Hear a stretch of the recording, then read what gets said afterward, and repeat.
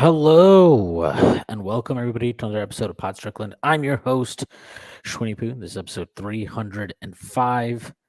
I am not joined today by my co-host Stacy, who is traveling abroad currently.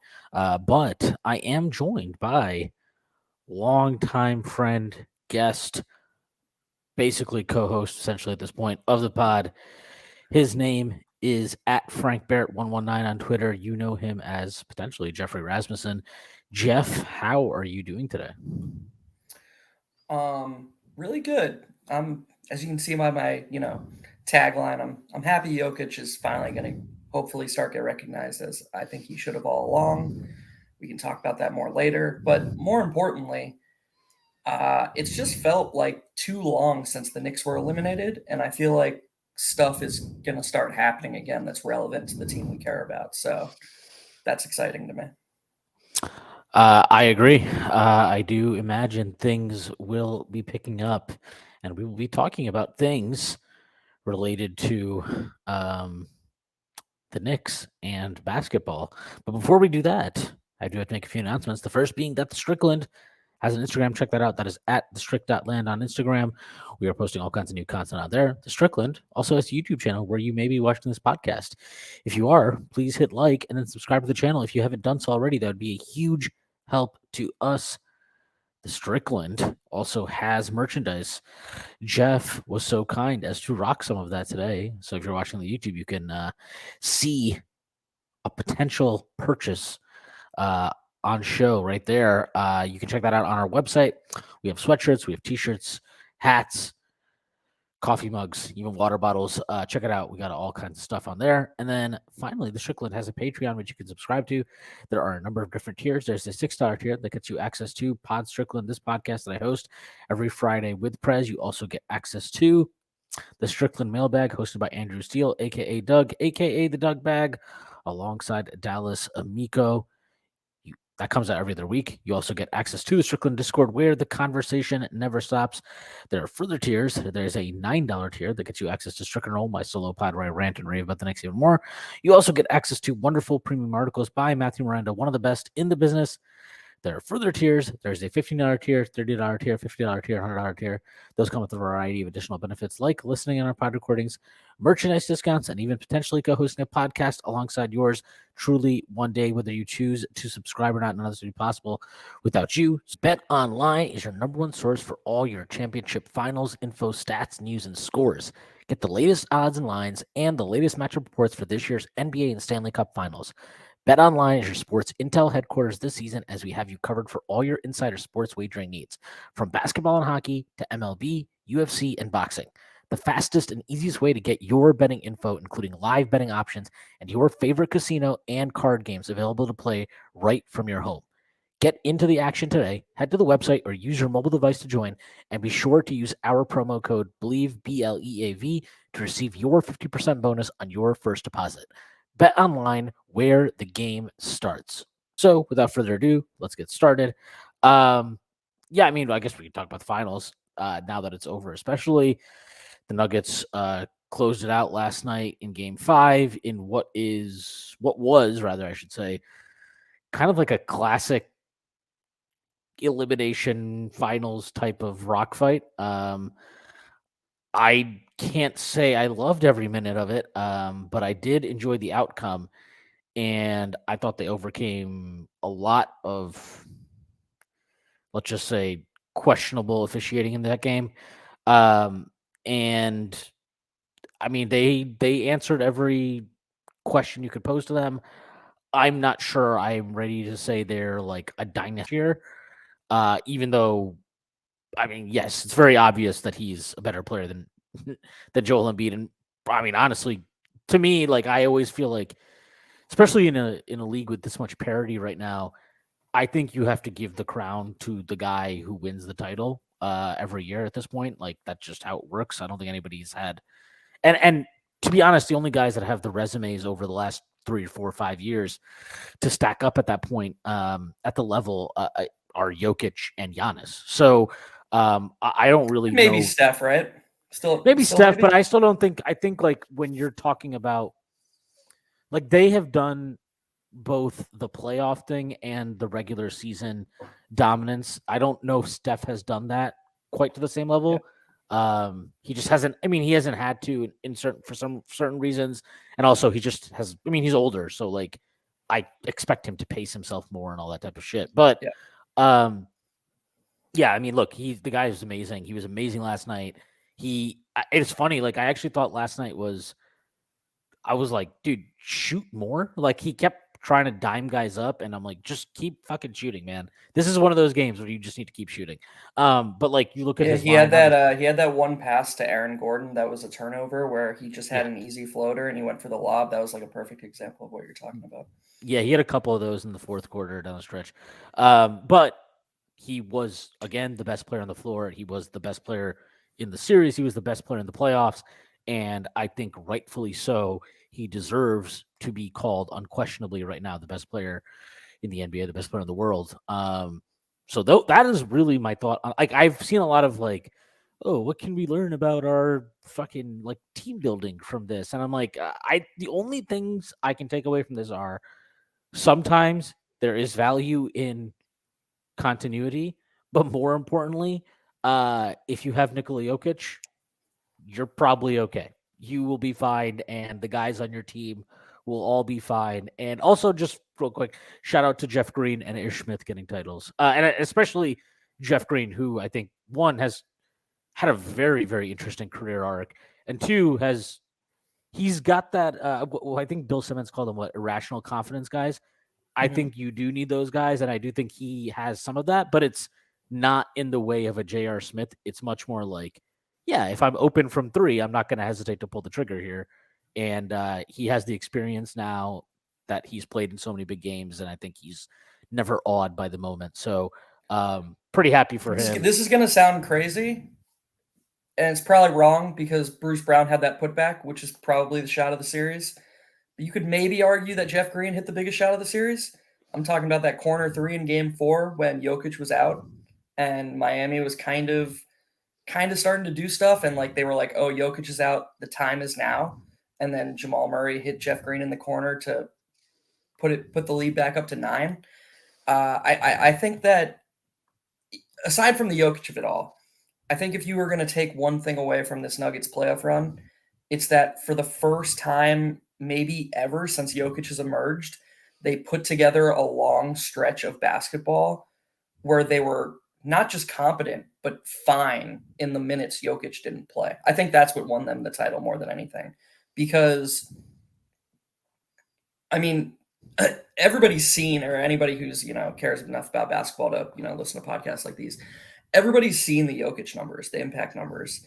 And this isn't like 2017 Frank impact numbers where the Knicks sucked ass, but they sucked ass a little bit less when Frank was on the court and it was like, oh, he's like a pot. No, like the Nuggets were really bad when Jokic didn't play, and then like one of the best teams in the league when he did play. And that's why all the impact stats love him so much. It's like, why can't this team figure it out when he's not on the court? Why is he so important aside from like his singular goodness? They have other good players. Shouldn't they be competent? And it took Malone figuring out that, okay, I can't do this hockey shift style of substituting anymore. We can't have 4 bench guys and Michael Porter Jr. for meaningful minutes. We're going to keep getting blitzed. And I mean, assuming our audience is a lot of Knicks fans, that will resonate with a lot of Knicks fans because that's something Tom Thibodeau didn't figure out. We lost at the margins because we had minutes where it was RJ and Josh Hart and 3 bench players while Julius Randle and Jalen Brunson sat on the bench, and we got absolutely obliterated in those minutes. And, you win or lose series based on small things like that. And I genuinely think you can make the argument that the Nuggets won the title because Malone figured out how to make the non-Jokic minutes acceptable. And that's all you have to do because they were so good when he's on the court. Yeah, I thought, yeah, I mean, look, like Malone has learned a lot. He's obviously grown as a coach. I know there are people who are like, well, can't Tibbs grow as a coach? Maybe Tibbs can. I don't know. He did show some growth this year. I just feel like to me, he's very similar to Doc, where I think like even if they grow, they're always going to ultimately err on the side of their gut instincts and their preferences. And I think those preferences are fucking wrong. Like that's simple as that. Like I don't really want. I haven't talked. I'm so happy. I haven't talked about Tibbs coaching for a long time, and I don't really want to get into that. But like, yeah, look, like if you're looking at this series and you're looking at the guys that got to, the conference finals, stuff like that, like, and even Missoula, who I feel like Celtics fans have completely fucking lost their minds with how they talk about him, in the sense of like, I 100% am not sold on him. I think there are very, very valid criticisms of him, but the idea that he's like singularly awful and way off of what they had in Udoka is a joke. Like it just is. They went 7 games last year with Miami in the conference finals. They won, but they easily could have lost that series. They pissed away they lost game 6 at home in that series. Like they nearly pissed away that series to the Bucks without Middleton playing. Like they were not they were not markedly better last year. I mean, if you want to say they were different, they were definitely different. Much better defensive team as far as I'm concerned. And offensively, I think they just had the same issues forever, which again, like I think their issues are a lot more about personnel at this point because they've had the same issues under different coaches, 3 different coaches now. Stevens, Udoka, and Missoula. To me, that speaks to whatever the various coaching issues of those 3 different guys are. There are roster construction issues. And maybe we can talk about that because I think there's a very good argument for them just moving Jaylen Brown ASAP. But yeah, like to bring it back to this series, again, like Spoelstra, he's as good as it gets. And I really just think like he pushed as many buttons as he could push, but there was not much more he could do. And he got the absolute. I mean, I don't know if there's another coach in the fucking league right now, and not many through history that could have gotten this team as far as they got. And I just want to say, like, I'm so happy I don't have to hear about Jimmy Butler anymore for the rest of the season. Anyway, I'm so sick and tired of the conversation around this guy. He's Michael Jordan. He's this fucking winner. I like Jimmy Butler a lot. I think he's a pretty fucking awesome player. But the conversations that were being had about this guy during this playoff run were insane. He has not been. I mean, he's been good at the level of like what you expect from a star player, but he's not been some historically amazing performer through this run, especially after the first round of the playoffs. Was he the best player on the Heat in any of their last 3 series? Bam No. this series, Caleb Martin against the Celtics, and I think Bam. I think Bam was better against the Celtics too, than Butler was, and Bam was definitely better against the Knicks than Butler was. I just think that the credit he's gotten for this run is ridiculous, and I'm very happy that conversation can now be put to bed, and we can go back to like the actual level of appreciation that Jimmy Butler deserves. But like the conversations he was entering were ridiculous, and look, like as good as Jimmy Butler is, we saw the difference in this finals between very, very good playoff riser, maybe elite playoff player in Jimmy Butler versus all-time great player in Nikola Jokic. I mean, that really to me was the difference. And like, look, Jamal Murray was really good, but I don't like doing this because I'm not trying to diminish his achievements or the Nuggets' achievements at all. But like, it is very hard for me to watch various segments of this series of their entire playoff run and not feel like as productive as he's been. I think he benefits so much from playing alongside Nikola Jokic because the minutes without Jokic on the floor, they're still pretty rough on the edges offensively. When Murray is the guy who has to kind of run the show on his own. And that's less of a knock on him because it's just hard to be that guy, period, especially in the end game of the playoffs.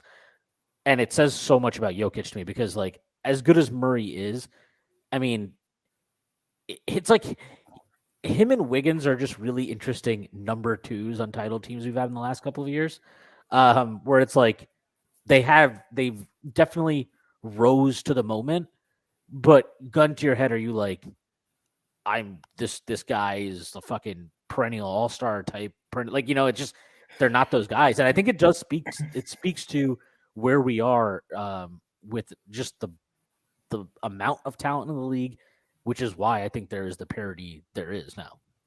Yep. One thing I'll say about Murray is, especially after his injury, when that should have probably or could have probably had a bigger effect on his athleticism and his stamina. He's really, really come a long ways on the defensive end. He said a lot of stuff early in the season about wanting to be like the guy on defense, and I remember thinking to myself, like, okay, buddy, like, you settle down. You're a point guard. You're not going to be. And I was really impressed by his defense, especially when he got matched up against Jimmy Butler. I think that the Nuggets' overall strategy was that they weren't going to double Butler. They were going to trust their guys in man. And I mean, how many times this series did we see Butler get to the middle and then do his little hop step, pump fake, spin around a million times, and then look for a kick out, and then nothing was there? Like, that happened so much this series. I agree with you about Murray. It's just a really weird thing to talk about. I think Brunson's definitely better, and we don't have to get into this too much. And I think Brunson would definitely be better leading bench units on the Nuggets when Jokic is out. Do you think it's wrong to say, though, that I'm not sure that Brunson would have as fluid a two-man game with Jokic as Murray does? Like, all the little quick movements and all the pocket pass. Like Murray seems uniquely equipped.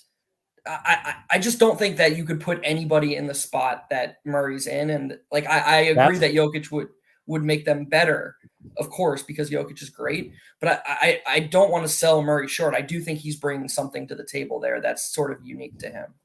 Yeah, I mean, I think Steph would do pretty well in the Murray role. Oh yeah. You're right. Yeah, I shouldn't have said anybody, but not many. No, I'm with you. I do think there's something there, but, like, here's what we also need to remember: he's played with Jokic his entire career.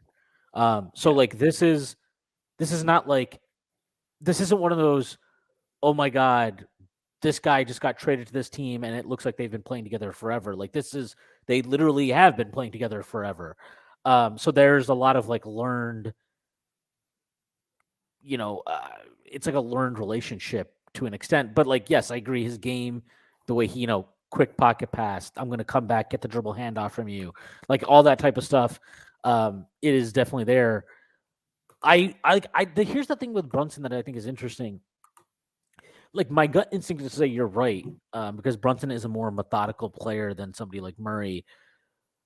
But, like, he's never played with a big that can really distribute. Like, I know Randle gets assists, but, like, I really don't want to do the Randle thing today. But, like, he's not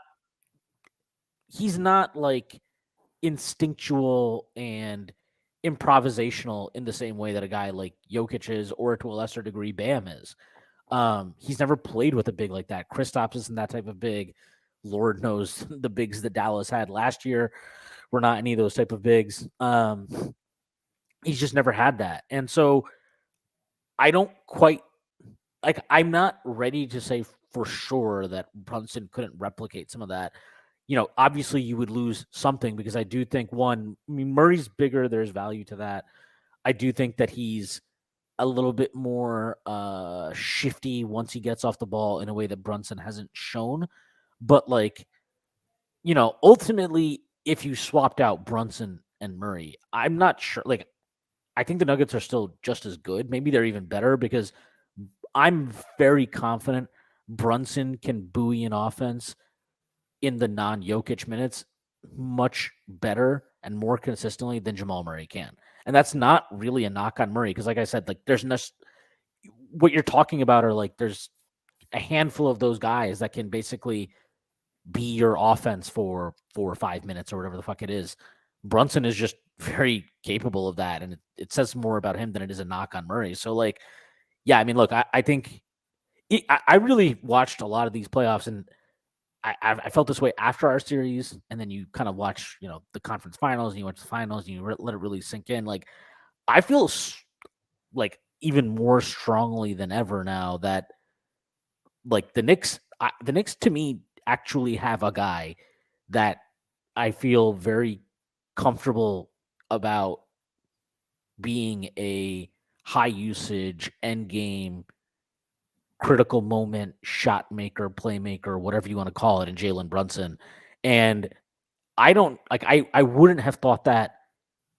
I didn't think that at the start of the year, but the like degree to which I am now like I think Brunson is actually like he's in conversations that I would have just thought were ridiculous just before the season started. And yeah, that's kind of like one. I mean, not my main takeaway from the finals, but like I think the main takeaway I have is like the Knicks have one of those guys. I feel very confident saying that. And he's being paid like half of other Right. guys in his tier or Right. whatever. And I think it makes it even like it makes it imperative that they get a second guy at some point in the next year or two. While like I don't feel they should make moves like that.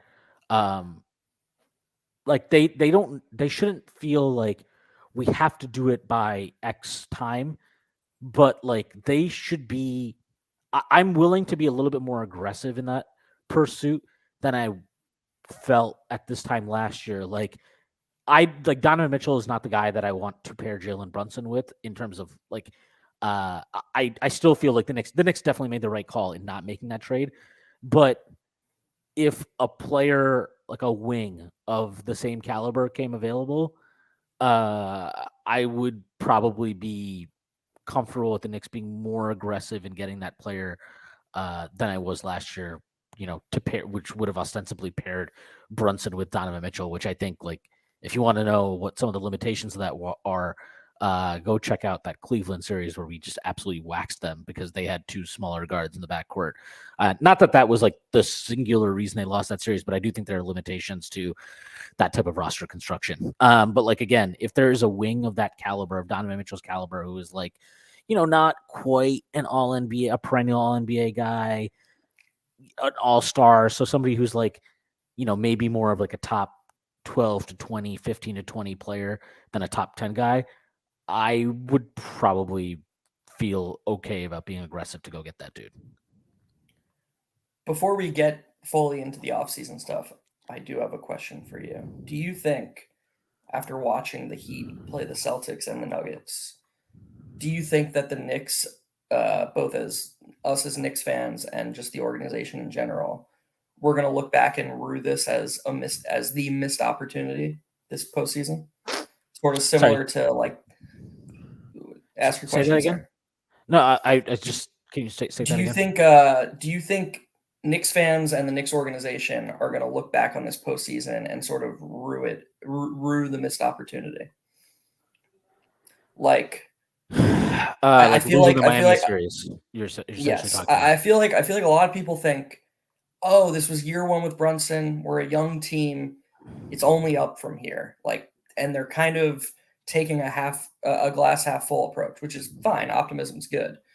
But me being the annoying, jaded realist, I sort of can't help but think that it doesn't really ever work like that. And when I look at the Heat and I look at the isolated variables from each series, the Heat basically played like a team that wasn't the 8 seed in every series except the Knicks series.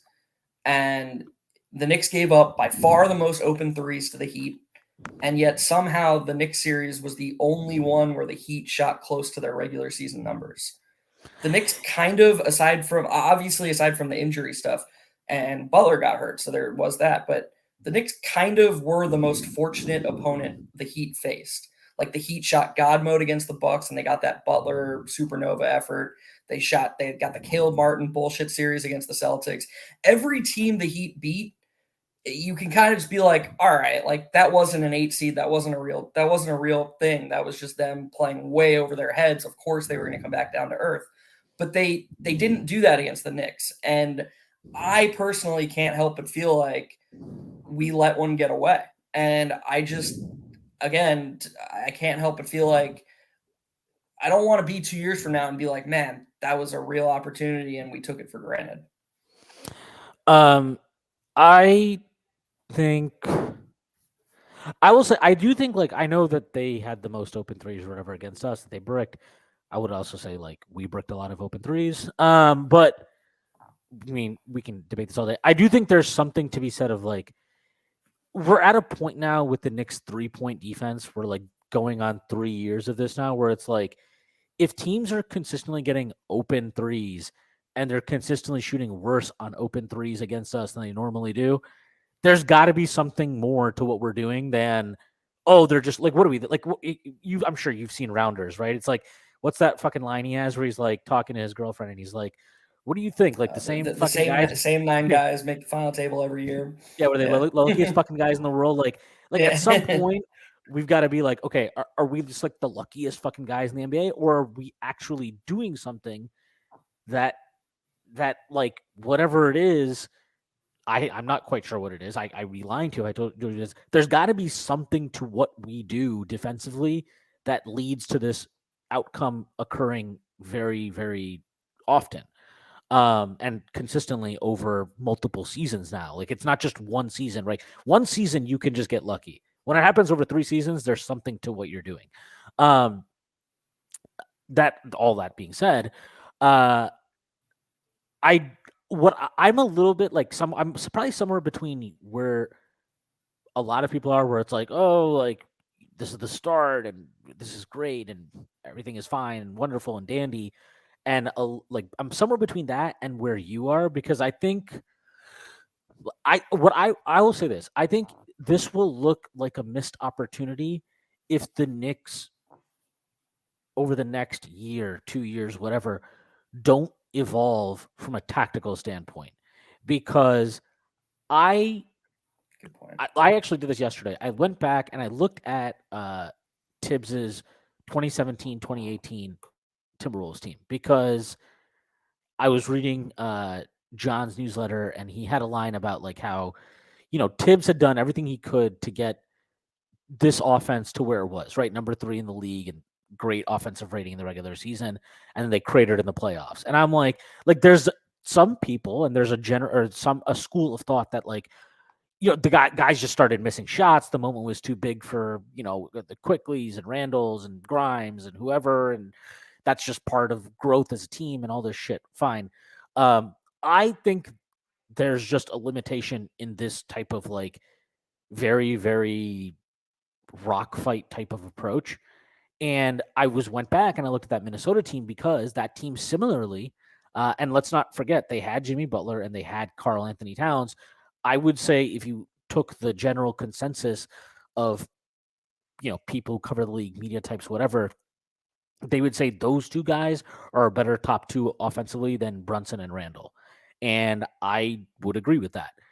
So I went back and I looked at their offensive rating. Obviously, their offensive rating was lower because basketball has just changed and offenses are way better now than they were. But like at the time, they were the 4th best offensive team in the league. So they were very close and similar to the level compared to the league as the Knicks were this season. The Knicks finishing 3rd in offensive rating. I went back and I looked at it. They were I think they were like 15th in EFG, so not a high EFG team. They're not like a great shooting team, much like the Knicks, who finished 19th in EFG. They were an elite offensive rebounding team. They were an elite getting to the free throw line team, and they were a very low turnover team. Like, I think you can win a ton of regular season basketball games playing this way. And another team that rode, low turnover rates and did it in a different way. The 2013 Knicks were like a very dynamic offensive team. They were third in offensive rating that year. They shot a shit ton of threes relative to the league standard at that time, and they never turned the ball over. That was like what they did. And you can win a lot of regular season games playing that way. But those three teams, and I mentioned these three teams because obviously two of them are Knicks teams, this year's Knicks and the 2013 Knicks. And I mentioned the 2018 Wolves because that's a team coached by Tom Thibodeau. Like, I think when you look at these teams, yeah, you can win a lot of NBA regular season games basically trying to minimize the amount of times you shoot yourself in the foot. Even with stagnant offense, even with depending on ISOs, if you have a certain level of talent and you can punish teams in the offensive glass. But when you get into the postseason, winning the possession battle is not enough. It's not enough. You need more diversity. You need more options. And I'm less of the opinion, like, I think there's been some school of, like, there's been a lot of, at least I've seen a lot of, like, especially after we lost that Miami series, of like, oh, well, you see what the limitations are with Mitchell Robinson. You can't do anything with him at the ball. And like, I'm sorry, I didn't really feel that way watching that series. To me, the bigger issue is like, if we're going to do this, if we're going to try to bludgeon teams, then you need a better number two than Julius Randle. And even if you get that guy, I'm not particularly sold that simply trying to bludgeon teams to death and basically like being a dominant running game. I'm not sure that being like the best running game in the league is going to win us a championship. Is kind of how I feel about it. Like, in the NFL, there are teams that are great at running the ball, but how many teams that are dependent on running the ball win championships at this point? Like, I feel that way about the Knicks. Like, I think you could win a lot of games in the regular season doing what the Knicks do, but once you get into the playoffs, I don't think you can win a championship that way.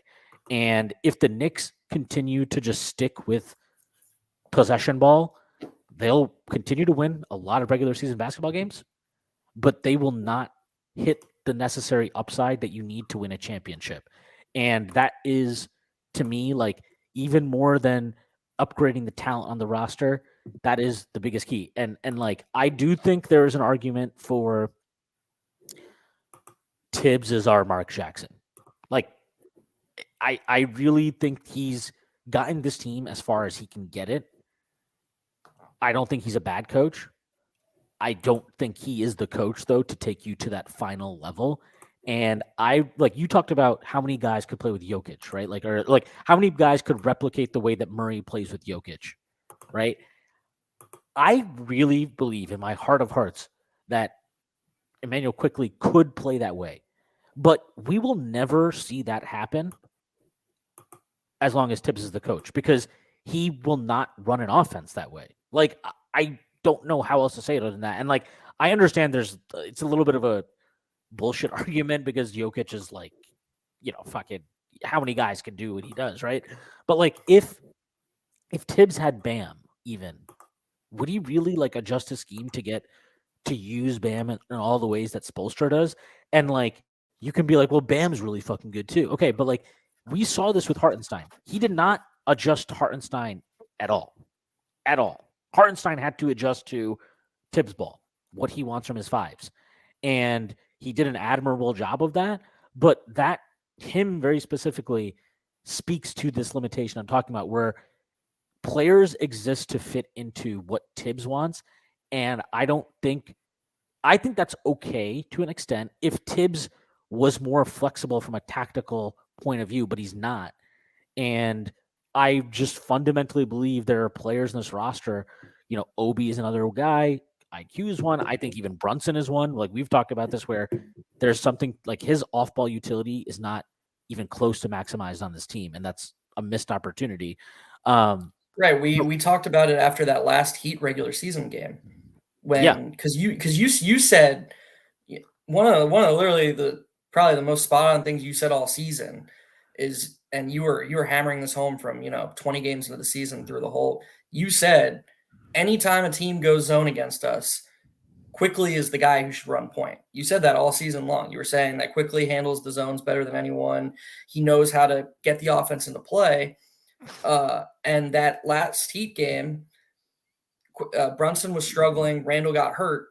And at the end of both halves, at the end of the first half, or excuse me, at the end of the second half, Brunson didn't even come back in because Quickly was running the show so well. But at the end of the first half, Quickly was running the show, and Brunson got that corner three where he relocated to the corner and hit the buzzer beater off of the tic-tac-toe passing. And it's like and Tibbs learned nothing from that. Like there was just like, okay, that was cool for that one moment, but we got to go back to like what I think is the way. And to the point you were making at the beginning of what you were talking about, those three teams you were talking about, the 2023 Knicks, 2021 Knicks, and 2018 T-Wolves, all three's offensive ratings plummeted in the playoffs. This year's Knicks went from 117 to 107 offensive rating, so they scored 10 less points per 100 possessions. The 2021 Knicks went from 110 to 102, and like that that offense wasn't even good in the regular season, and somehow they got worse in the playoffs. Well, it was good at that time. I think they were They were third in offensive rating for the season, I think. In 2021? Oh no, I was talking about 2013. That's what I meant. Sorry. Oh, okay. Yeah. And then the 2018 T-Wolves, the 2018 T-Wolves went from 112.5 to 106.9. Yeah, 106.9. And so I do think, I think everything you said was spot on, so I'm not going to go on too long. But I think the thing I agree with you the most about is that unless you're a superstar, and specifically a superstar who starts with the ball in his hands at the top, like from the perimeter, like Jimmy Butler towards the end of his starting with the end of his run with Tibbs in Chicago, Derrick Rose, obviously, and now Jalen Brunson. Thibodeau basically sees you, he etches out a role for you, and you can either sink or swim within that role. But there's no room to color outside the lines. It's, and I'm not a Cam Reddish guy. We don't need to talk about Cam Reddish. That's done. He wasn't even good in New York. But I do think he is an example. It's illustrative of a point you're making, though. Right, exactly. He clearly was a player who wasn't someone who could be confined by a singular role, and he needed room to improvise, and he needed to be allowed to, freaking struggle in his cocoon. I'm a big Lost fan, and one of my favorite scenes in Lost in season 1 is when Locke talks to Charlie about struggle, how struggle is nature's way of healing us, and he uses a moth trying to wiggle its way out of a cocoon as an example. And it's like, that is a thing in basketball. People need to be allowed to, or players need to be allowed to flourish within who they are as players. And to your point, obviously there's a high floor for the way Tibbs coaches. Obviously he's a good coach for a certain thing. He was, and we needed it. Yeah. And I think that's where I was going with that. We needed him in 2020, 2021. If the Knicks ever win a championship, obviously if it's with Tibbs, we'll thank him endlessly. But if they win a championship in the next 5 years, if it's not with Tibbs, I think we will owe him a ton of gratitude, because they were nowhere. And him and Leon came and pulled the team up, the franchise up from an abyss. And it was Leon who cleared the cap sheet and got us to where we are right now, where we're in a really good spot.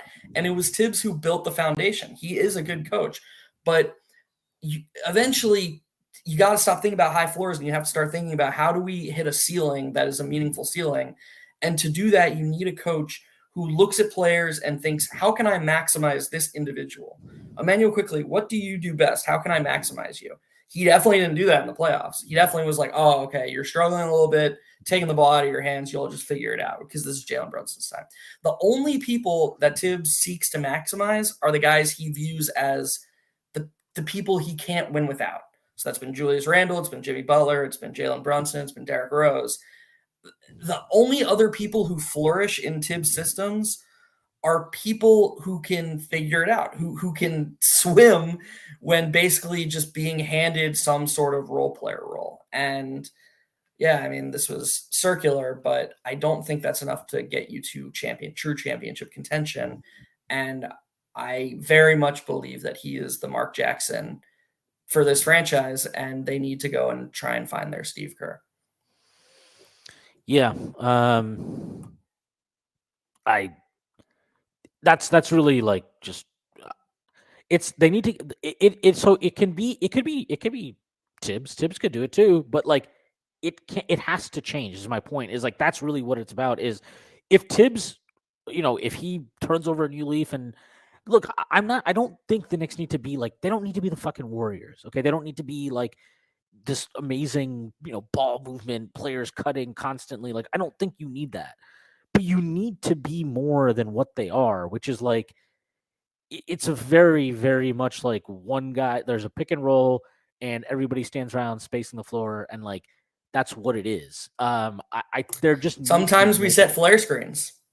Yeah, yeah. I mean, it's just there needs to be more to what we do than that. And like, I'm happy that he discovered stuff like, oh, the center doesn't always need to be the one that sets the ball screen. Like, I don't mean this like I know it sounds facetious, but like I am genuinely happy that he did that this year. But it's all like I mean, when you get into the playoffs, everything just boils down with him to like just it's just every possession is trying to mismatch hunt. And I don't think you can win a championship that way where you're just trying to draw isolation matchups that you like and then you hunt them because guess what? Teams are really, really well drilled and good defensively in the playoffs. You're not going to get a mismatch every single time. You're just not. And even if you do, maybe you're going to draw it with 6 seconds left on the shot clock. Are you really going to get a good shot in that possession? Like it's you're putting there's so much pressure on players to create individually in his offense and in the offenses that we just talked about, the 2013 Knicks, that was a criticism of their offense. I think they were like last in the league in assist rate that year too. Very low assist rate team. That's another common thread in a lot of these teams, right? Low assist rate teams. I don't think the Knicks need to be like top 3 assist rate. Like again, I don't think you need to be that, but you need to be more. And like to the point about like adjusting to your players, like Spoelstra does this as well as anybody, like, and he's good about, okay, this is not a Gabe Vincent series or Gabe Vincent game. I'm going to go to Kyle Lowry more. And he does it in a way that doesn't feel like he's lost confidence in you. Like he keeps his guys' confidence up in a way that I don't think Tibbs does that because I don't think Tibbs talks to them. Like, I mean, a lot of guys have not, this is not a theory. This is like what dudes who have played for Tibbs have said, right? That like, he doesn't explain shit really. I mean, Derrick Rose had a couple of quotes this year where he was basically like, no, he hasn't talked to me at all about like being benched. Like, it's just, that's what it is. That line of communication isn't there. And then you look at like Spoelstra and it's like, how does he keep a guy like Duncan Robinson engaged who basically was fucking rotting away on the bench for a while. And then he had to unbury him late in the season and into the playoffs. And like, how does he keep guys' confidence up and keep them ready? And I just think like that's a thing that, Tibbs isn't particularly good at. And I do think you need to be able to use your 12 guys on your team. And that's not to say that all 12 guys are going to be in your rotation every single game, every single night or anything. That's ridiculous and not productive. But like you need to be able to call on guys situationally in a way that he's just not comfortable with. I mean, we saw this with Deuce, right? Like Deuce played well when called upon in that Cleveland series, but he called upon him, as funny enough, in the right moments in that series, in the right situations. And then, like, he just basically didn't play him against Miami at all. And then when he did, he just threw him into that game 6, right? He's like, okay, Deuce, like, go be the point guard now for this lineup that has RJ, Hart, Obi, and Hartenstein. Like, run point for that lineup. Like, it's just really weird. And then it's like, of course, that lineup sucked. And it's like people are like, well, see, that's why he didn't want to go to Deuce. That's why, like, it's like that's not my takeaway from it. And I'm just like very over the way that players and lineups and rosters get discussed because of the way Tibbs tendencies are and how that results in presenting the information. I'm very over that framing of it. So like again, this so when I talk about like evolving, like I think the Knicks need to keep adding more players like Grimes, more players like Quickly, guys that are they give you value in multiple ways, guys that I think are capable of playing off ball. And in Quickly's case, he can play both on and off ball. So having guys like that are very valuable. But the Knicks need to they just need to evolve and like they need to get away from this like very stagnant, ISO heavy, bludgeon teams to death style of play. And like fundamental to that, to me, is probably moving on from the coach. And more fundamental, even potentially, is to me moving on from a player like Julius Randle, who I don't believe can play in a different way. Like I think if you want him to be a top 2-3 usage guy on your team, top option, then you have to play this way. I don't like, and that's actually like an interesting, thing to consider. Before we get into the Randall stuff, I just have one thing I want to say about Tibbs before we shift. Because you just brought it up, it would be one thing if Tibbs was just had the shortcomings he has as a tactician, but when he combines it with being bar none the worst rotator in the entire league, he deploys less lineup combinations than any coach in the league. There's so many, 3 years in a row now, we've said, boy, it would be fun to see this totally reasonable lineup. Like something like Brunson, Quickly, Grimes, RJ, and one of Mitch or Hartenstein. That would have been a great lineup. But because Randle and Obi are the only two who are allowed to play power forward, we don't ever see it. I mean, I'm not even asking for, Randle at the 5 lineups, whatever. We can throw those out. But there is a ton of variety and this matters because we have these conversations all the time about, the lack of ball movement and the rigidness of our scheme. And we say there are certain times in the game when it seems like the Knicks break through it. And in spite of what Tibbs wants from them, they look like a more modern basketball team. And it's because of certain guys are on the court together, but we don't see that enough. Like, when Quickly and Hartenstein are on the court together, stuff just happens because at the end of the day, basketball players aren't robots. They're going to stay within themselves and play within themselves. And I just think that at a bare minimum, it would be nice if Tibbs would evolve as a rotator because I think that is part of the problem too. And so, yeah, let's get into Randle. I just wanted to say that part about the lineups. I just think that there's so many lineups we don't see, and there's so little effort because he's just so rigid in how he substitutes, and his substitution pattern is it's ancient. He runs, what I call the ABA rotation substitution pattern. If you're a starter, you play 2 shifts and a half. If you're a bench guy, you play 1 shift and a half, and you're the middle. And maybe if you're a bench guy and you are having a really good shift, your 1 shift is, from the 3-minute mark in the first quarter all the way through halftime. And that's how you play 15 minutes. But there isn't any effort to get, different lineup combinations, play different guys together. We see very few lineup combinations. And I think that's a ceiling suppressor because I don't even think we're seeing our full arsenal in play here. I think there's things that Tibbs, we can't even imagine because we haven't even tried to ask the questions. Yeah. And I think we won't know this. I suspect that Tibbs does want to play this way. But I also think to some extent his hand is forced to play in a specific way given the options at his disposal, and one of them being Randle, and Randle being almost certainly, I don't want to say he's being forced to use him, but because of the nature of the team, Randle is going to be a top 1 or 2 option on the team. I just think you have to play a certain way if that's the reality of of Julius Randle standing within your franchise's hierarchy. And that to me is why I would trade him. I don't think that you can win committing to this guy. And I am more sympathetic to like. I'll put it this way: like, if we're going to stick with Julius, then to me, you need to force Tibbs's hand, and you need to make big calls about when you're talking about evolution. Okay, fine. You want Julius Randle here? Fine. Then go fucking get Kristaps and play him at the 5. Go get me a 5-out big that spreads the floor out. And now you're talking. You've changed the environment. You've changed kind of like your offensive structure in a massive way, because you're not going to be as dependent on offensive rebounding.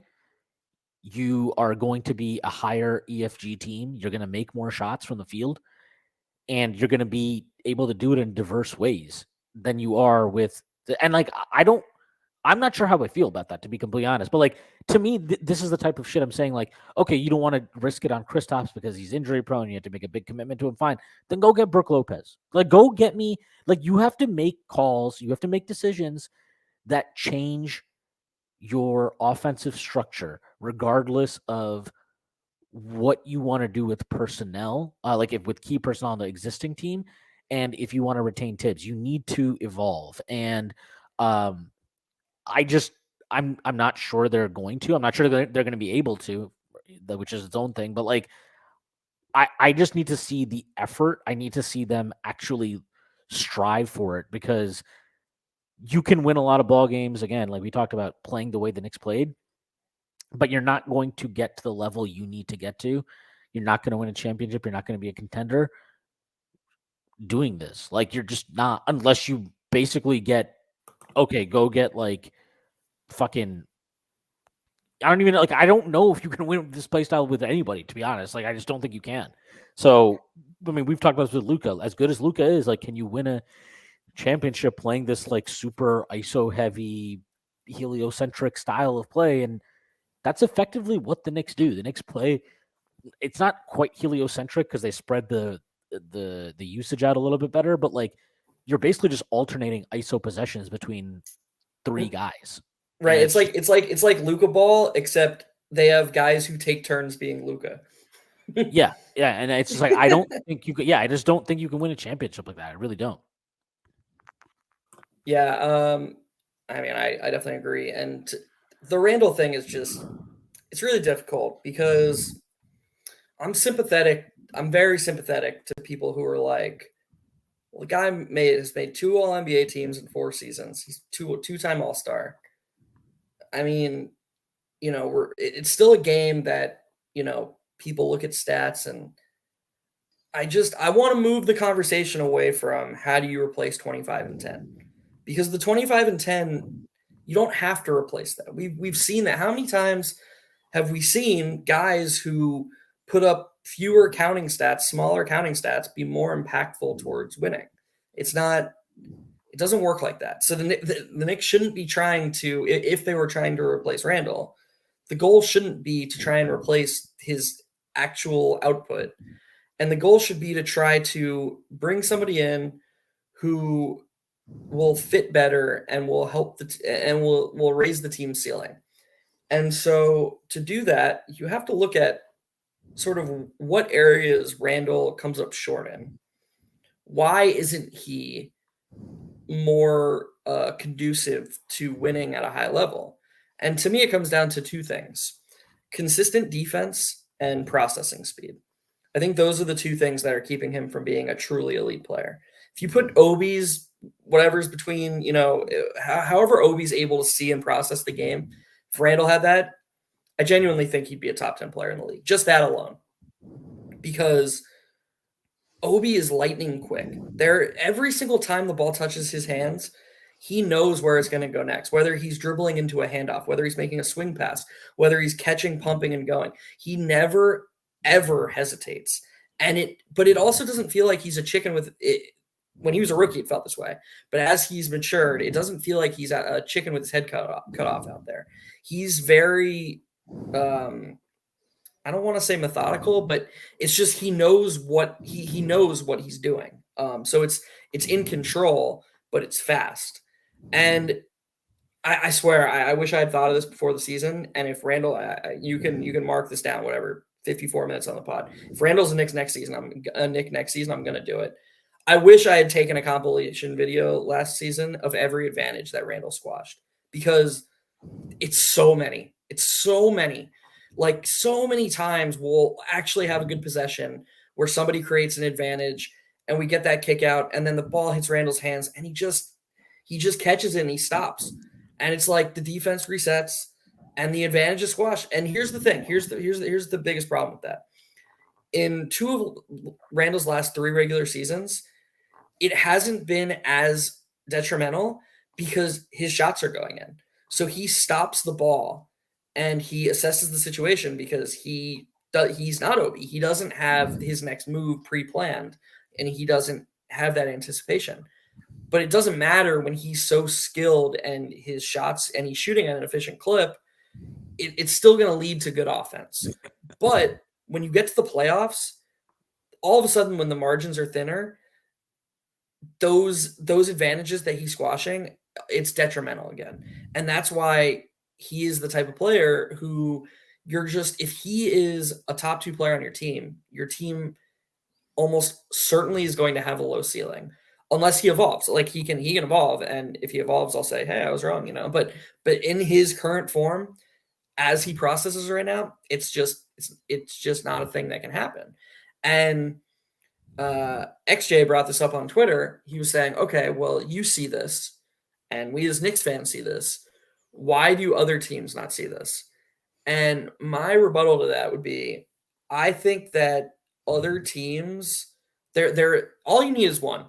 And I think there is a chance that another team would say, okay, this guy is super skilled. He can shoot, he can play make, he can rebound. Look at him. He's awesome. Like let's not underrate Julius Randle. He's good. He's a really good basketball player. And we have a structure and a hierarchy in place. We think we could get Randle to buy into things that he's just not going to buy into in New York.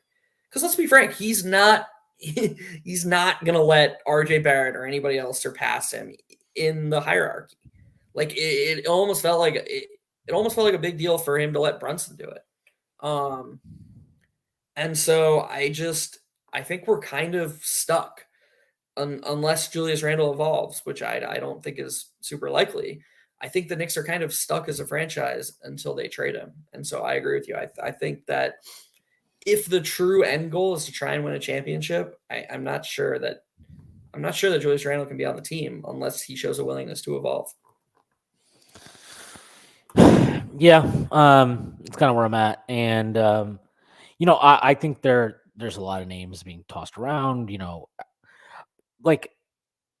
so where I think the discourse, the off-season discourse that I've seen is a little bit weird, or not weird, but just like I don't agree with it, is like I don't think RJ and Randle, I don't think it's an either or thing. Like they're independent factors to me. Like I don't think a decision about Julius Randle should be made because of RJ Barrett. I don't think a decision about RJ Barrett should be made because of Julius Randle. Like I think you have to evaluate them as individual pieces, individual players. And what I mean by that is like I've seen a lot, there's a whole thing about Zach Lavine. Should the Knicks go get Zach Lavine, and why? If you get Zach Lavine and you put him in the RJ spot, and like look at his offensive numbers and the defense we saw with RJ wasn't that good, so you're not really losing that much on that end, and so you're going to be better.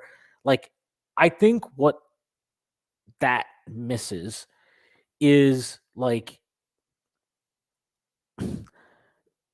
players don't exist in a vacuum, and like to me that's the reason for this whole thing seems to be like, well, we can get even more out of Julius if we do this. And I also see this the other way where it's like, well, if we trade Randle, now the paint will open up, the seas will part, and RJ Barrett will become this way better player.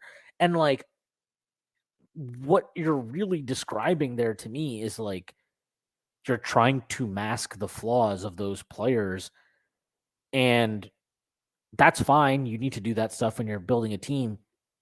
But like that's also why I don't think you need to make the decision.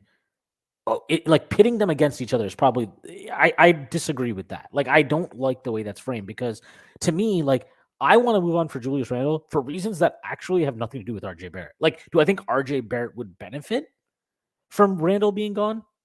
Probably. Yeah, I think so. Offensively, he would. At least in the regular season, I really think he would. But like I don't think that's not specific about RJ. Like I think a lot of guys on this roster potentially would benefit from Julius being gone. I think the player you would bring in lieu of Julius, whoever it is, that player could be valuable in his own right. He can help replace the production or whatever to improve the team context. All these things, like I think you can get draft capital for Julius that can help you acquire the level of player that I think the Knicks ultimately need to acquire to be a contending team.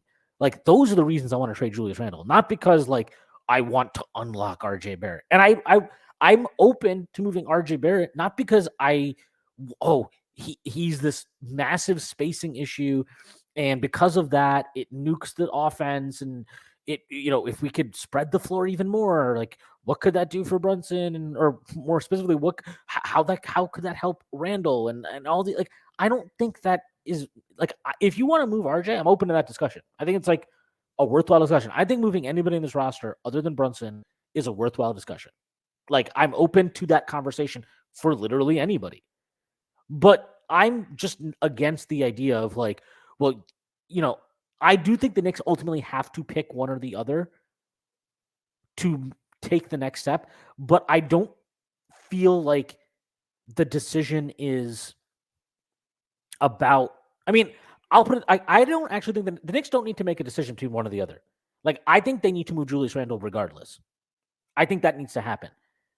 Now, can you convince me that they should also move RJ Barrett, and that would be a productive move?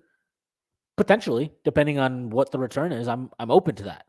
But I'm not interested in a conversation of like RJ or Julius. It's like to me they're independent decisions that you have to like make a choice on. Like they're not tied together. They exist on this roster together, and I do think they have issues coexisting, which we've seen over 4 seasons. Fucking, I can't believe it, 4 seasons together. But like, I don't know if I'm even phrasing this right, but I just think that like the idea that the choices between one or the other is wrong. Like I think the choice is really just about Julius to me. And if you want to keep Julius, then I don't really think it matters who you get to play the RJ Barrett role. Like I don't, because I don't think you're gonna be a competitive contending team. That's just like how I feel about that. Maybe that's wrong. Maybe I'll look like a fucking idiot in a year from now, and the Knicks are, holding aloft a Larry O'Brien trophy with Julius Randle leading the fucking parade. I would love to be wrong about that, but that's just where I'm at. Where like I think you're not. I don't want to say just shuffling the deck chairs of the Titanic, because I don't think we're like doomed to fail in such an epic way. But like I do think you're rearranging the deck chairs without really pushing your ceiling where it needs to be, as long as Julius is here. Like Julius helped, like Tibbs, I think Julius maybe was necessary to a point, but I feel like we've reached that point. And as long as he's here, we're just going to keep hitting a ceiling with this team. You brought it up earlier, so I have to ask the question. Do you think it's possible that the problem isn't, well, not the problem, because they have to get better in their own ways. But do you think it's possible that there's something that could be unlocked by just by trading Mitch and having Brook or Staps as the 5? Do you think that there's a ceiling that we're not giving enough credit to, and Mitch's limitations could be the issue? Is that possible? I think with Kristaps, it's interesting.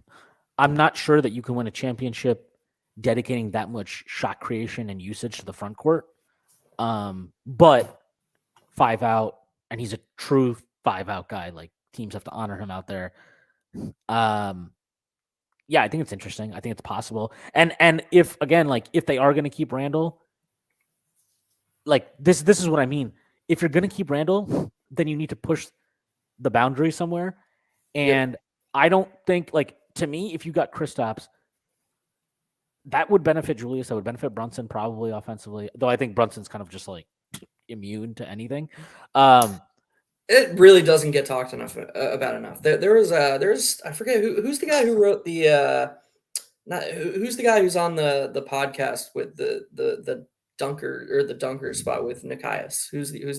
Steve who's Jones. the okay, so Steve Jones tweeted a month or two ago, and he's great. They're both great, so this isn't shade or whatever. But he tweeted that he didn't understand the Jalen Brunson most improved player conversation, and he was like, "Isn't it just the same player with a bigger role?" And I was like, "Well, wait a second here. He had like he had Luka and the best spacing imaginable last season, and then he went to a team with no spacing and no Luka." And all of his numbers went up, carrying like double the usage. How could he have not improved as a basketball player by doing that? Like what Jalen Brunson did this season is honestly unbelievable. It was he was just so good. And I mean, you said this earlier on the pod. It's just we're so fortunate to have him on the Knicks. Yeah, we really are. And so like I think he would benefit. I think RJ would benefit. Like so if you want to like if you don't want to change the coach, you don't want to move off Randall. I guess that's probably the best way to put it. Is Zach Lavine a better offensive player than RJ Barrett? Sure. Would there be a benefit to that to the other guys in the team? Julius, Brunson, Grimes, whoever. Sure. I'm open to that possibility, reality, whatever. But that doesn't change the fundamental context of the team. That doesn't change your structure, how you operate as a team. That's just improving what exists. And my issue is the infrastructure, the systems that we deploy offensively isn't good enough. Like it's not enough. And so if the Knicks want to evolve and they need to evolve, if they're not going to do it with changing out a massive high usage player like Julius, if they're not going to do it by changing the coach, then getting a player like Kristaps is interesting. Like it is a way to go about that. And like to me, if you do that and you want to keep Randall, then you actually do need to move RJ because the usage is just not going to be there for those four guys. For Brunson, Julius, RJ, Kristaps, there's not enough usage. Like Kristaps is not just this is what makes him, I think, a very intriguing player and honestly maybe an underrated one at this point is like he's not just a stretch five. Like we actually saw this in Dallas, right? Where they exclusively used him as a spot up shooter, stretch five type dude. He can do that. Obviously, that is a weapon, but he's capable of way more. He's improved a lot as a scorer inside the arc. That's actually the biggest improvement he's made over his career. But you need to give him the ball. Like you need to give him actual usage to do that. So you do need to move RJ in that scenario if you're going to keep Randall. So that's what I mean. Like that would alter the team, right? That would alter a lot about the team. And does that make us a better team?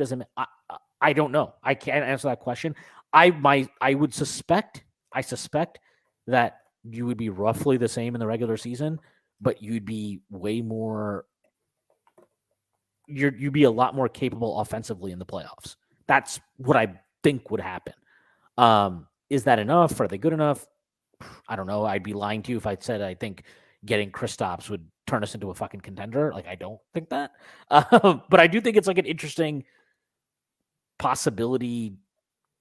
It's interesting to think about. And again, like if they're going to keep the coach, they're going to keep Julius. There's only one way that I think you really can alter the way the team plays, and that is by getting a five who Tibbs will play at the five, trusts to play at the five, and opens up the floor. Yeah, I mean, you nailed it. Like, I think the underlying sentiment of what you're trying to say is that the Knicks can't just run it back 100% and bet on internal improvement. There has to be something, whether it's a structural change, whether it's a roster change that forces a structural change. There has to be actual development from how the team is both constructed and how it operates on the court. Because if they just try to do the same thing as last season and they're like, oh, okay, well, quickly and RJ, they're young, they'll get better, which I believe they will get better. And like, it just, we're going to reach a point next season where it's like, oh shit, we did have to make a change. And like, well, it can be like the Celtics thing. It can be like the Celtics thing, right? Where so I know I talked about like Celtics fans are insane about Missoula, but what I think is they're misplacing their frustrations. Like, and I know it's not like they're just focused on Missoula. They've I've seen fans, like Celtics fans and media guys criticize Tatum, criticize Jaylen Brown, whatever. But like, I think that group is just stale. I think they've hit a ceiling with those guys. They need to like, and that's what I mean about evolution. Like, I think when you keep hitting a ceiling with a team, you can like, maybe it's the coach. Change the coach. They've changed the coach. Changed the coach twice. They've even changed the fucking GM at this point. If you don't like, maybe it's a roster thing. Maybe you need to take a risk of changing the roster composition. And like, the fair pushback to what we're talking about is, well, how do you know the Knicks have hit a ceiling? Because they just got Jalen Brunson. This is obviously better than the 2020, 2021 team.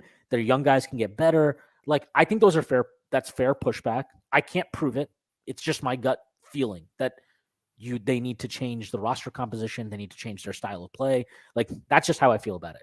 Now, maybe they play another year. And to your point, like, I don't think they will suck. I don't think they'll be bad. I think they'll probably be a similar team to what they were this year. But if you see the same thing playing out, you're probably going to be like, okay, well, maybe like the issues stand out more, right? Like, this year was so fun in a lot of ways because we were like, this is fucking great. Like, we're winning a lot of basketball games. This is much better than I expected. We're the 5 seed in a very competitive East. We win a first round series against a team that traded for the guy that we apparently should have traded for. Like, this is fucking great. But like, I think what you don't want to do is get complacent, and you don't want to think all we need to do is keep doing the same things. Like, you basically never win a championship that way. Every team that wins a championship makes critical roster moves after they hit a proverbial ceiling. And I mean, even the Nuggets, they traded for Aaron Gordon. That was a risk. Yeah, and to be fair, a lot of times you don't know you're hitting a ceiling until you hit the ceiling, and you're like, oh, I guess we do need to make changes. I'm just projecting forward, and I do think that there's a ceiling with this team. And for that reason, I feel like I'm sympathetic to it's really hard to improve from where the Knicks are to getting to a contender level. I understand that. I'm appreciative of that. And I think that's a challenge for the front office to figure it out. But that effort needs to be made. And I think, like, if you don't make that effort and all we see this offseason is like, maybe like, I'll say this. I do think that there's something to like the Zach Lavine stuff. I do think RJ is not their guy. He's not their guy. Like, they didn't draft him. They inherited him. I think if you look at their preferences, and Jeremy did a really good job on the KFS pod outlining this. Like, if you look at their player style preferences on the perimeter, especially, RJ doesn't fit all of those. Like, he's not a capable pull-up shooter. I mean, that's actually like, and we can talk about that too, but like, that's just a thing. He's not a capable pull-up shooter. He's not a high volume pull-up shooter. God knows that. He's very much like an in the paint rim attacking player. He's not a high efficiency scorer. He's not a particularly great decision maker yet. I do think, there's obviously signs we saw in the postseason. He has that in him to be a better decision maker, and how that can open up things for him and the team, or something to think about. But like, I think there's something to the Lavine thing. But if all we do this offseason is like, oh, we swap RJ out for Lavine and we trade Obi and we get a different backup 4, like, I think the team might be better. I will go into the season believing that there is a ceiling, though, a firm ceiling, and I will be a unenthused about the like the decisions from higher up about what needs to be done to fundamentally improve the team moving forward is probably the best way to put it. Don't you think they also have to, part of what we're getting at here is they have to guard against another where they were at like the 2022 trade deadline? Because right now, especially with the new CBA coming up, because right now I would argue if you look at the Knicks assets, their draft capital, and just the contracts on the books, I would argue that the Knicks are ahead of the 8 ball and in a good spot. But we've seen how fast that can flip. And so you have to sort of project forward and be and anticipate, okay, what is the downside of waiting? What is the downside of seeing if this is the ceiling? Well, the downside is it gets to the trade deadline of 2024 and the Knicks have regressed from a team success standpoint, and the conclusion is, oh shit, okay, Jalen Brunson's our piece, but we need to make some moves to, improve the roster in a way that fits together better and raises the ceiling.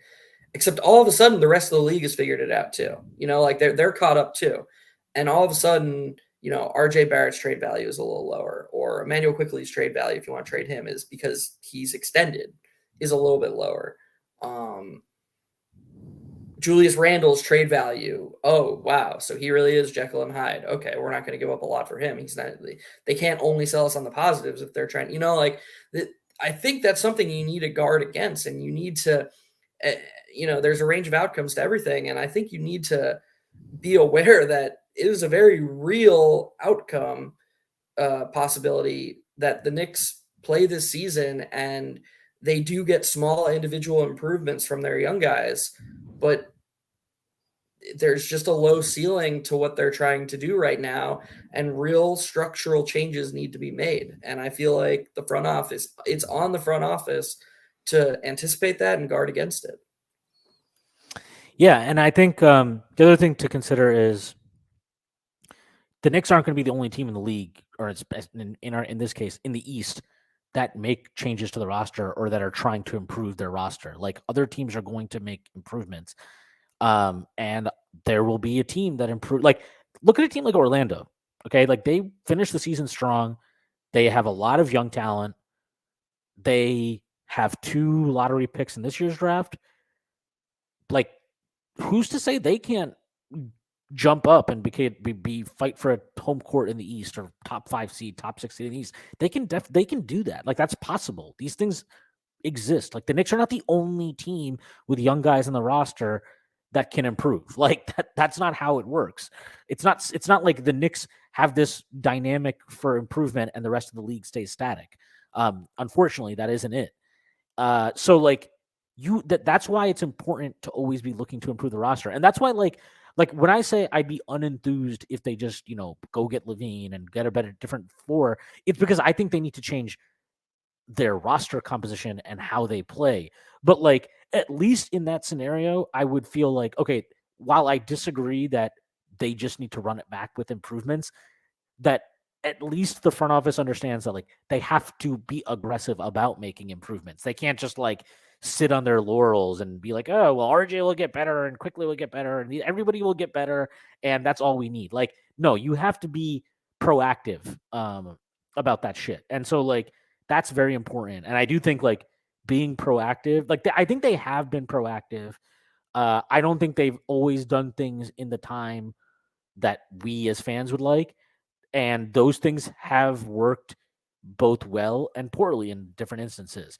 I think they've clearly made the right call to not shift off Julius last offseason, given what it would have cost. But I still feel like I did last offseason that it'd be a mistake not to make a move. And it's actually probably less understandable to me now, in the sense of his value should exist. Like he should have actual trade value now, given the season he just had. So like, to me, given that he has 2 years left on his contract, this is actually the best time to trade him. This is like his best value you're going to get most likely. So that's kind of where I'm at. I did want to go back to RJ Barrett, because I wanted to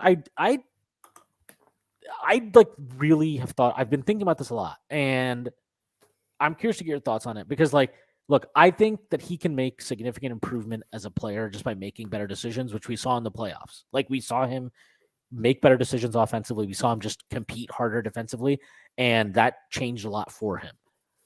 But I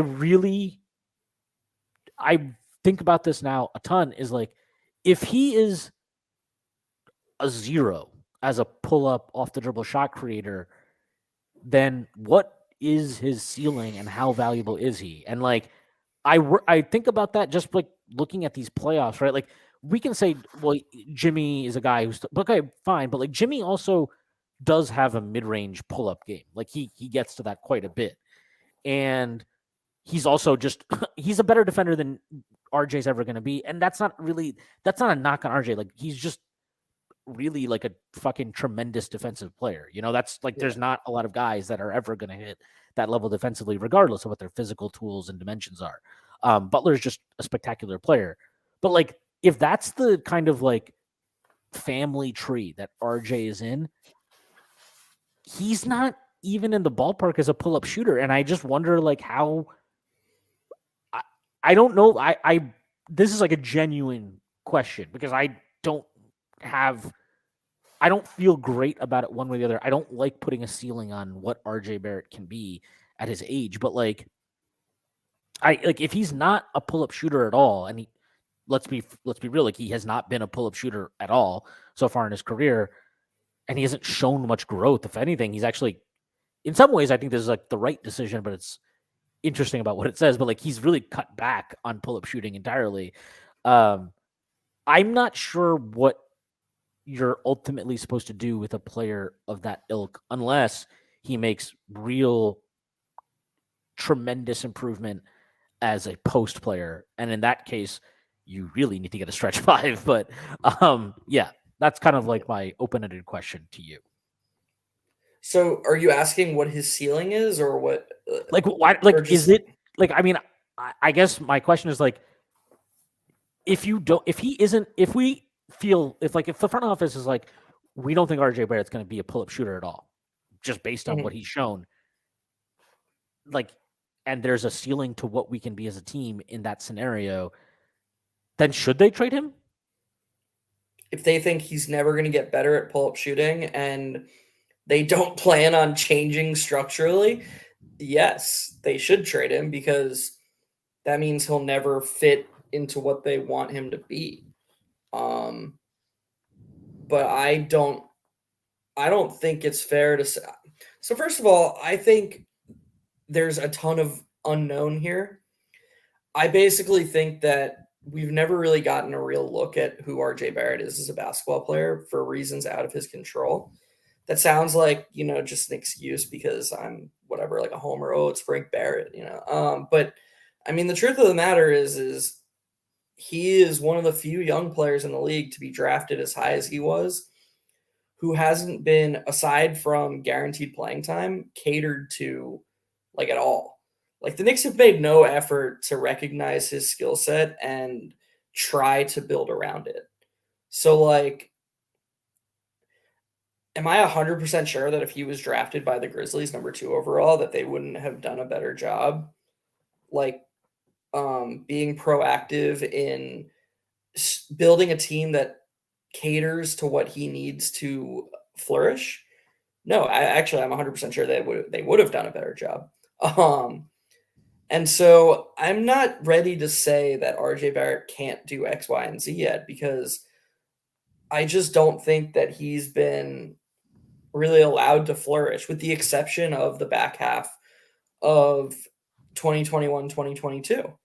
I think his rookie season was just standard rookie season in a really, really bad environment with no space and they just had nothing really until I think Mike Miller did a fine job, but then the season was cut short. The second season was like a weird season where it was Tibbs' first year. Randle had the All-NBA season, and he was kind of like the second option who was sort of a role player. And so he wasn't really the second option because Derrick Rose eventually was traded for and Alec Burks. And yeah, it was just a weird season. And he shot 40, he shot a lot of catch and shoot threes. And then once Randle started doing Randle stuff in the third season, when he sort of checked out, that was really when Tibbs was like, okay, RJ, you give us the best chance to win right now. And he sort of let him. And so I think that RJ, who's a little bit more polished, not a little bit, a lot more polished, I think he can be a player who impacts wins for the Knicks, even in this structure. And I'm not even 100% sure he has to become a really good pull-up three-point shooter to do so. I think he's that good at getting to the rim already. I just think it's a matter of, and this is going to be brought back to Randle, I think it's a matter of putting him in a better environment to succeed. And there are a ton of people, I interact with them all the time on Twitter, who basically say, RJ's done nothing to deserve being catered to in that way. Why would we do that? Why would we risk the floor of doing that? Like, Randle's a way safer second option. We know what we're going to get. And I'm sympathetic to that. And if the Knicks front office feels that way, if they feel like, okay, we like RJ and we, like whatever, but we're not willing to say, okay, we're going to clear a path to you being the guy after Brunson. And we're going to put you, we're going to acquire players where maybe the spacing's a little bit better. And we're going to try to incentivize you to soften out the edges in some of your weaker areas, which he should already be doing. But, give him a more specific development path. If they're not interested in doing that, then to answer your question, yes, I think they should trade him, because I do think his trade value right now is as low as it's been in his entire NBA career based on his contract and the season he's coming off of.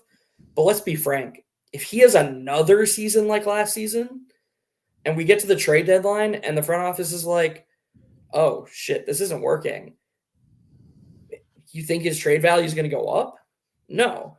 This is another area of what we were just talking about with being proactive and with anticipating what is likely to happen. And unless RJ makes huge individual skill leaps that allow him to overcome the structural and schematic shortcomings that I believe are holding him back, unless he makes a huge leap, I think that if things stay the same, we're going to get to a point next season where we're just similarly frustrated with RJ. Yeah. I've really thought about this a lot, and I feel less like, I don't think trading RJ is a transformative trade. Like, there's it's very, very, there's almost no player that I see on the market this offseason. Then players can come, who knows, maybe somebody becomes available that we don't think about. Like, maybe fucking Devin Booker hits the market for some reason, right? Like, we never know with how these things work. But short of a player like that becoming on the market, I don't think you can swap RJ out for any wing type, and it's a transformative trade. But in his case, I'm sorry, I have to say it again, because I say it every time. I think Mikal Bridges would be transformative. I think the Knicks would be. I think the Knicks would be close to title favorites next season, even with Tibbs and Randle, if you switched RJ with Mikal Bridges.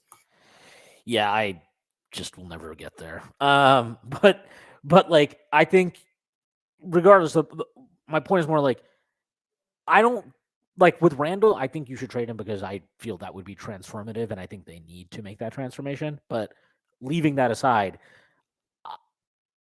I'm I don't know.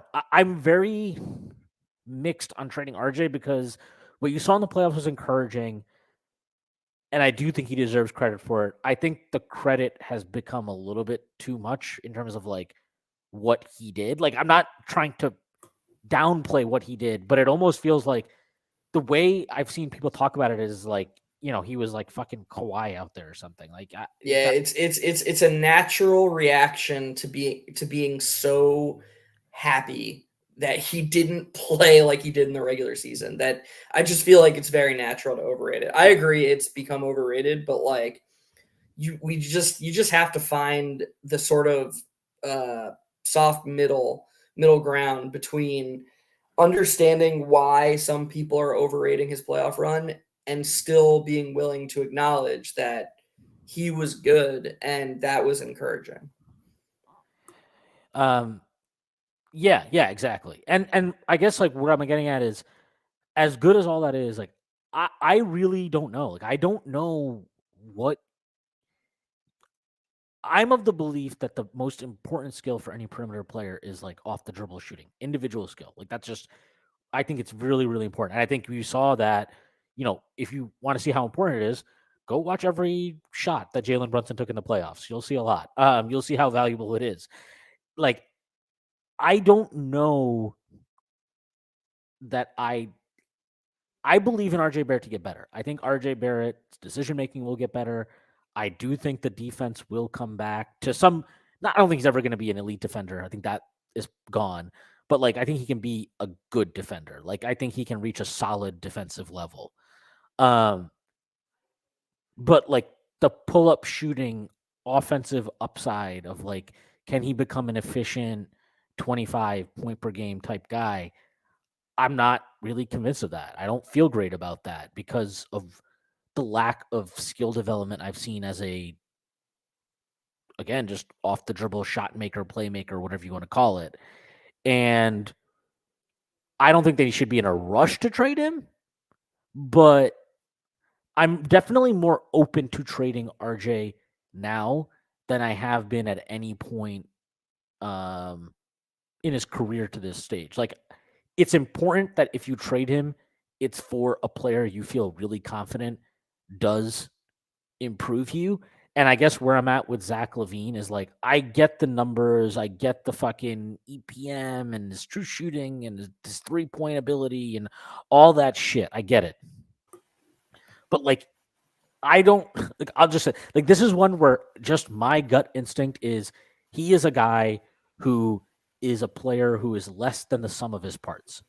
I think there's something with him that isn't captured in some of the impact metrics. I could be totally wrong on this, by the way. I sure as shit was wrong that Nikola Jokic, the metrics are missing something. His defense is a huge problem, actually. Like, I was fucking wrong about that, right? Like, I could definitely be wrong about Zach Lavine. But when I think that's the first time, Shwin, that I've ever heard you do your funny like nerd voice making fun of something you've said. You always do it about opposing people. That's really fucking funny. but like I think there's just something when I see his on-off stuff and for the entirety of his career. When I see that, I'm just like, I don't know, man. Something is just off. I don't quite get it. Maybe I'm wrong. So like, where I stand on the Zach Lavine thing is like, if it is the type of trade that Jeremy suggested, which is basically like RJ Barrett, Obi, Fournier, of a first round pick and something else, like maybe a protected first, I wouldn't do that. But I understand if they chose to do it. Like, I don't think it's an unreasonable decision is where I'm at with it. I wouldn't do it. Now, when you talk about players who are cut above Zach Lavine, then I'm interested. Like, I am interested in Devin Booker. I'm interested in, there's not too many of these guys, by the way. So it's like, Zach Lavine exists in a very interesting place in the NBA hierarchy among shooting guards because like, there's just not that many good shooting guards. I mean, fucking today we're having Alan Hahn in the morning talking about trading for Bradley Beal. Like, I want no business. I don't want to get in the Bradley Beal business. The guy's never healthy. He's on the wrong side of 30. His contract lasts until like 2026, 2027 or something like that. It's a massive contract. I think you're going into a dangerous place with the second apron with him. I'm okay on Bradley Beal. Zach Lavine's obviously a little bit more interesting to me because he's younger. His contract, while expensive, is cheaper in terms of average annual value. Like, it's at least interesting, and I understand the idea. But like, man, if I just in my heart, I just don't believe in that move fundamentally changing much for the Knicks, even if I get why people do. I will say, and this is me trying to like play devil's advocate and sort of argue against what I deep down believe. So I agree with you. I think that like if you just made that RJ trade for Lavine, I think that we would reach a point next season where it was like, wait a second, why is this team less than the sum of its parts? Why is the whole not really working? But I do think that it would be a ceiling raiser because Lavine would bring the one thing that we were just talking about that the Knicks don't have enough, especially under the assuming that Tibbs is back and the structure isn't going to change. If Brunson doesn't have it, it's somebody who gives Brunson a freaking break, man. Like I believe that I'm just going to bring Emmanuel quickly into this. I would actually bet that if you gave both Lavine and Emmanuel quickly equal minutes in the starting lineup with the same four other guys, the same Knicks four other guys. So let's say it's Brunson, quickly Grimes, Randle, Mitch versus Brunson, Grimes, Lavine, Randle, Mitch. I would bet I would bet that the quickly lineup would have a higher net rating and just be more successful. That's just how I view basketball. I believe that when you have multiple initiators like the Knicks have in Brunson and Randle, you need guys who can impact winning in other ways, in other non-scoring ways. That's how I view basketball. And I think quickly just perfectly encapsulates that. I think there's a reason that every lineup he's in has always been successful because he is sort of a jack of all trades. If you have a lineup that needs initiation, that is light on it, quickly can run the show. But he also can fill into lineups and still bring his maximum output or impact without touching the ball. And we saw that last season with Jalen Brunson when he played with, I'll look it up right now, but I'm pretty sure the trio of Brunson, Randle, and Quickly had like an insanely high on-off. But anyways, my point is that even if I would bet on that, even if I do think that the Quickly lineup would be more successful across a regular season, there's something that Lavine brings from an initiation standpoint that the Knicks could use in these big playoff type games. And so the question becomes, how high does that raise the ceiling? How high does Lavine, does integrating that Lavine skill set there raise the Knicks ceiling to? And I sort of land where you are. I'm not sure it would become high enough to be worth it. So that was sort of, the Brunson Quickly Randle lineup was plus 5.4 per 100, which like across 725 minutes, that's really good. But yeah, I'm with you on Lavine. I do think there's something there. I do think that it needs to be about more than, who is going to produce the best net rating during the regular season. I think I think the Knicks are missing something that another star can bring. The question is, what level star is it? And I agree with you. I don't think it's Lavine. I'm just trying to look at it from a sort of nuanced angle and try to. I do think there needs to be some acknowledgement that the Knicks need to do something. Like they need to get Jalen Brunson some help, I guess is where I'm trying to go with that. Yeah. Or it could just be RJ. Sorry to interrupt, but it could be RJ. Yeah, it could be RJ. I'm just like, I guess the way I look at it is like, how many guys have shown such little growth as off the dribble pull up shooters and developed that after 4 or 5 years in the league? It's probably not a big list. Funny enough, Jimmy Butler might be high on that list because he was not some off the dribble shot creator right off the bat in Chicago. So like it's possible, but there's not many examples of it, and that I'd be lying if I said that doesn't concern me. Like it does concern me, and I think it's probably a reason why the Knicks, I suspect, are open to trading RJ Barrett. I don't think they're aggressively peddling him around the league, trying to like unload his contract or something. But I think if teams call about RJ Barrett, they're not exactly shutting it down immediately, right? They're probably open to listening to offers, and we know that at some point they were open to, they were open to including him for Donovan Mitchell. So like we know that if they feel they can upgrade at that 2 spot, they're willing to include RJ Barrett in those trades. Do they view Zach Lavine as an improvement over RJ Barrett? And even if they do they think he's worth RJ Barrett plus whatever other shit Chicago would want? I don't know the answer to that question. But if you ask me in a vacuum, do I suspect they would prefer to have Zach Lavine than RJ Barrett? I would say yes. I do suspect that they do. Bradley Beal, sure, but I don't think like he doesn't exist in a vacuum, and I think he's a bigger risk than a guy like Zach Lavine, who, look, people talk about his injury stuff. Zach Lavine plays. He plays a lot of games. Bradley Beal doesn't play. Yeah, Bradley Beal doesn't play. Bradley Beal has been like a fucking theoretical player now for 3 seasons. And to your point, yeah, Zach Lavine plays a lot of minutes. Zach Lavine has also played for Tom Thibodeau, and he's spoken positively about his experience playing for Tom Thibodeau. If you're sticking with Tibbs, we know that he's not exactly everybody's cup of tea, and we know he's not exactly a guy that everybody in the league is dying to play for. Having a guy who's actually like spoken well about his time playing under Tibbs, yeah, I mean, look, it's definitely not it's not a non-factor, at least. What did you think of during Jeremy's thing on KFS about Lavine? What did you think about the little nugget that John added about using the trade as a way to also acquire Caruso? I don't see how that's even realistic. Like, I don't know why Chicago would just like they're not going to just throw in Caruso. You're going to have to like pay for the acquisition.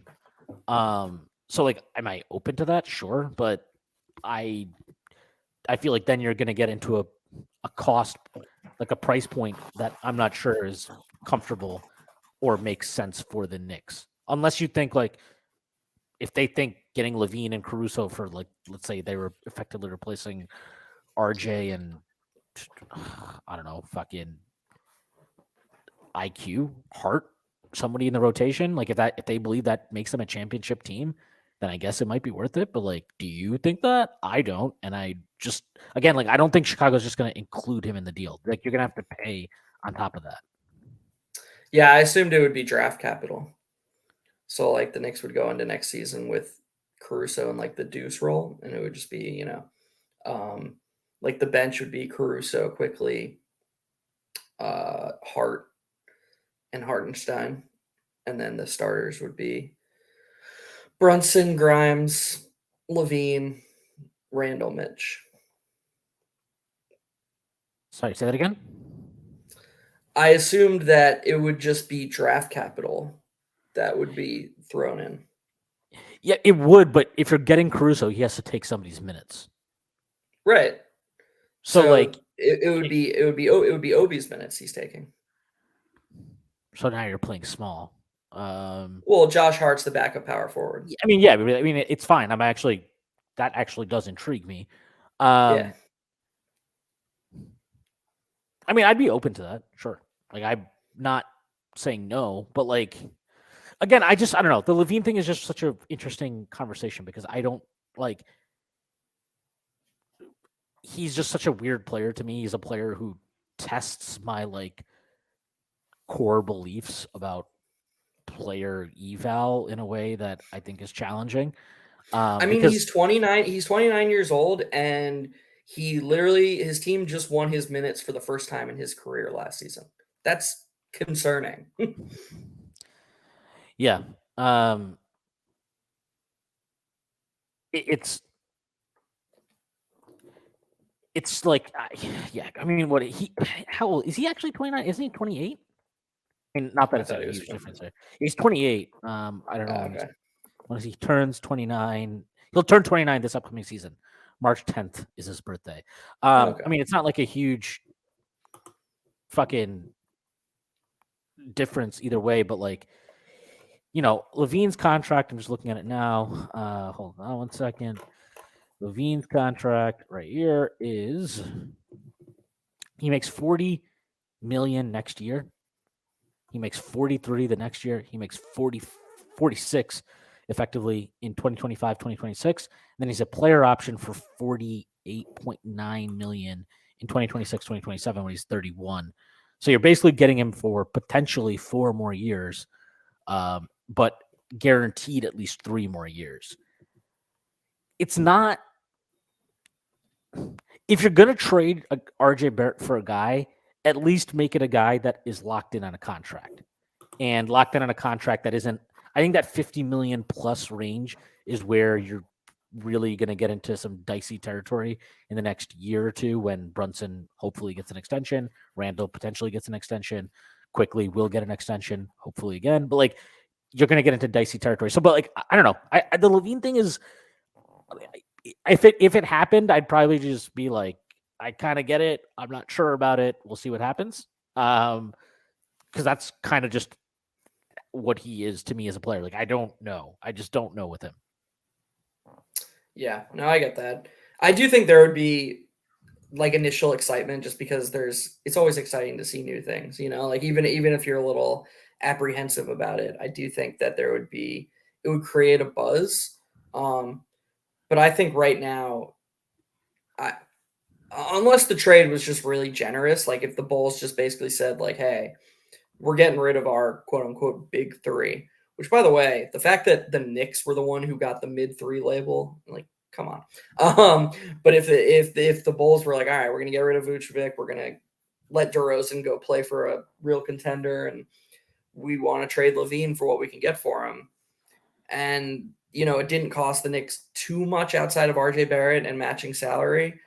Okay. Like, I think obviously there's a point where you just kind of have to pull the trigger, but I agree with you that I'm not overly enthusiastic about the idea of trading RJ Barrett for Zach Lavine. And I would prefer if it was a little bit higher tier of a star when we start having that conversation.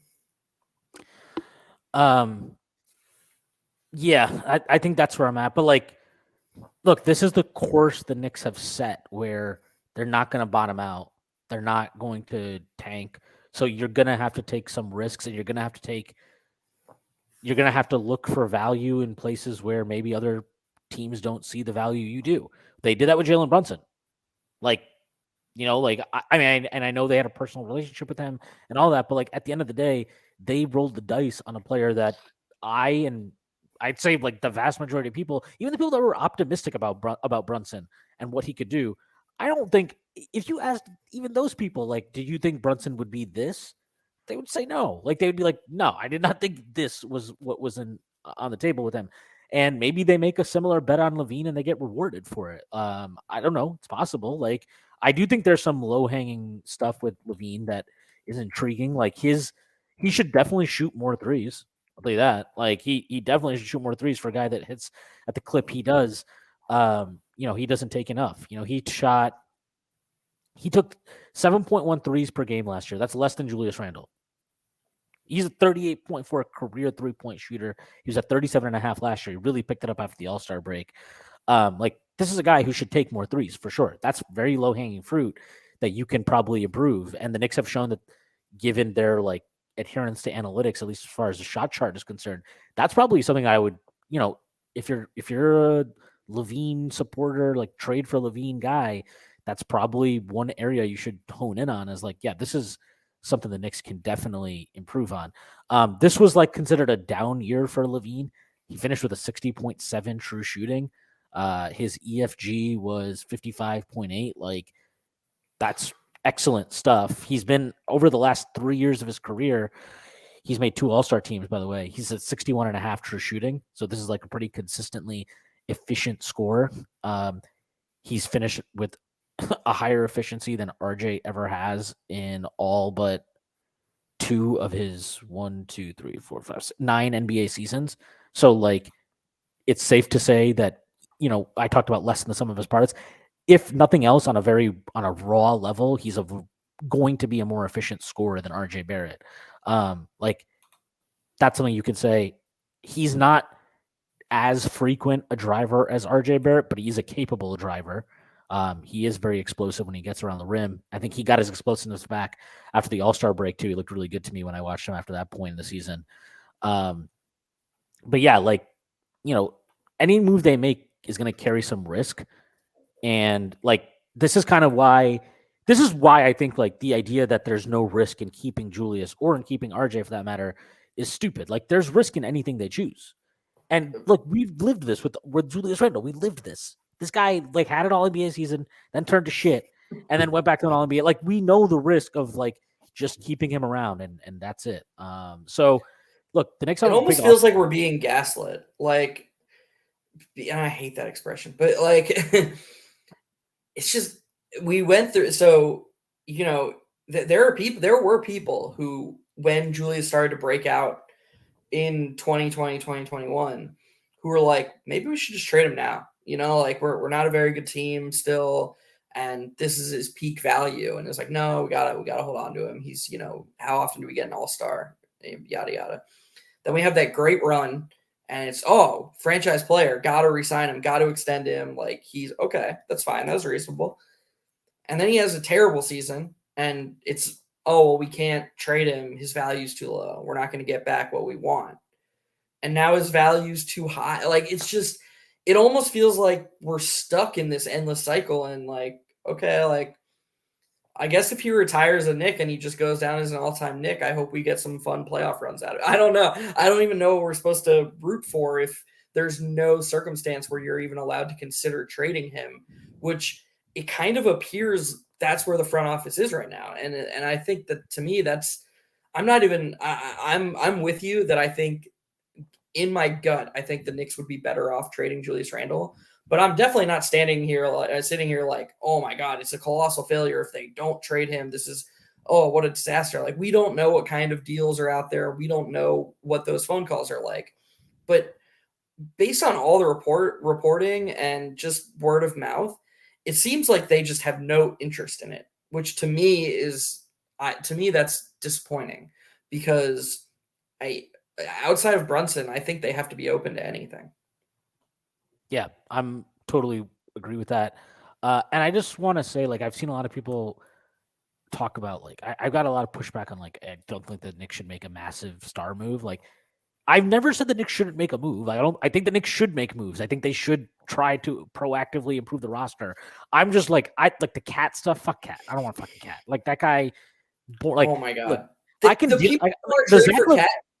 Yeah, Sorry, I just want to say real quick, the people who want to trade for Cat don't even know what position they want him to play for the Knicks. Yeah, and here's like Zach Lavine. I'm like, I'm like genuinely a person where, like, I'm a hater. Everybody knows this, but I like enjoy and appreciate guys who show growth and all that type of stuff over their careers. Like, I feel like Zach Lavine is a guy who I've definitely called like a career loser or something like that.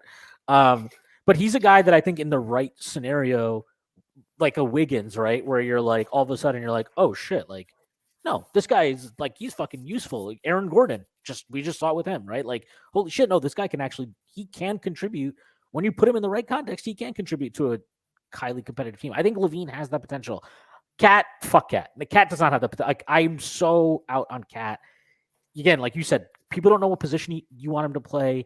He doesn't know what position he should play, can play. He can't anchor your defense. I'm fucking out. Like, if you make any move for a big guy, at least give me a big guy that is a quality defender, because I already have the offensive high usage big who doesn't defend well. Like, I don't need to pay a premium to go get a better version of that in Cat. Like, and I'm not, I'm sorry, is he a better version? I don't know. I don't even know that. I don't even say that with any confidence. And even if he's a better version, he's also somebody who's missed a lot of time over the last 3-4 years after being like an Iron Man for his first few years in the league, right? Like, he's missed a bunch of time over the last couple seasons. So I don't know. I'm just out on Cat. I never want to root for Cat on the Knicks. He's probably the player in the league that I could talk, like, I could not talk myself into Cat. I don't know if there's a player that I could less talk myself into than Cat. He's just everything about players that like he just is not he's not a guy that Shwinny Poo will ever be appreciating. I'll put it that way. But like, yeah, look, I think the Knicks need to make moves to improve the roster. I would just caution against like, these guys that people are talking like the top end names on the market this summer that seem to be getting floated out there, right? Which are like DeJounte Murray, Cat, Lavine, and whatever, Beal. None of these guys warrants like they're none of them to me are like we have to get that player. Like none of those guys warrant that. And I think if Donovan Mitchell was on the market this summer, I don't know if I would say you have to get him, but given what we saw with Brunson, even with my concerns about the defensive limitations of those two as a backcourt pairing, man, I don't know. Like your offense might just be like, if you're going to stick with Tibbs and all this stuff, like Mitchell is a guy who at bare minimum, we know can get shots up and has had efficient playoff runs in his career. Like, Yep. I think I'd be more willing to give up a premium in terms of draft capital than I was last offseason for the same guy in Donovan Mitchell. I'd be more open to that this year. But I don't think he'll be available this offseason. Maybe I think he will be available next offseason, though. So we'll see. But yeah, like be proactive. Don't feel like you need to get any of these guys to the point you're sacrificing, you're sacrificing picks that you would ultimately need down the line to get into the mix for the true elite superstar caliber guys if they ever hit the market. Is kind of where I stand up. Can I ask you one last question before I go, since I'm not sure I'm going to talk to you on here again before it happens? Yep. Do you think the Knicks trade into the NBA draft? Yeah, I think they do. I think if nothing else, I feel like they know they'll want a cost-controlled, low-salary player on the roster, just from a cap management perspective.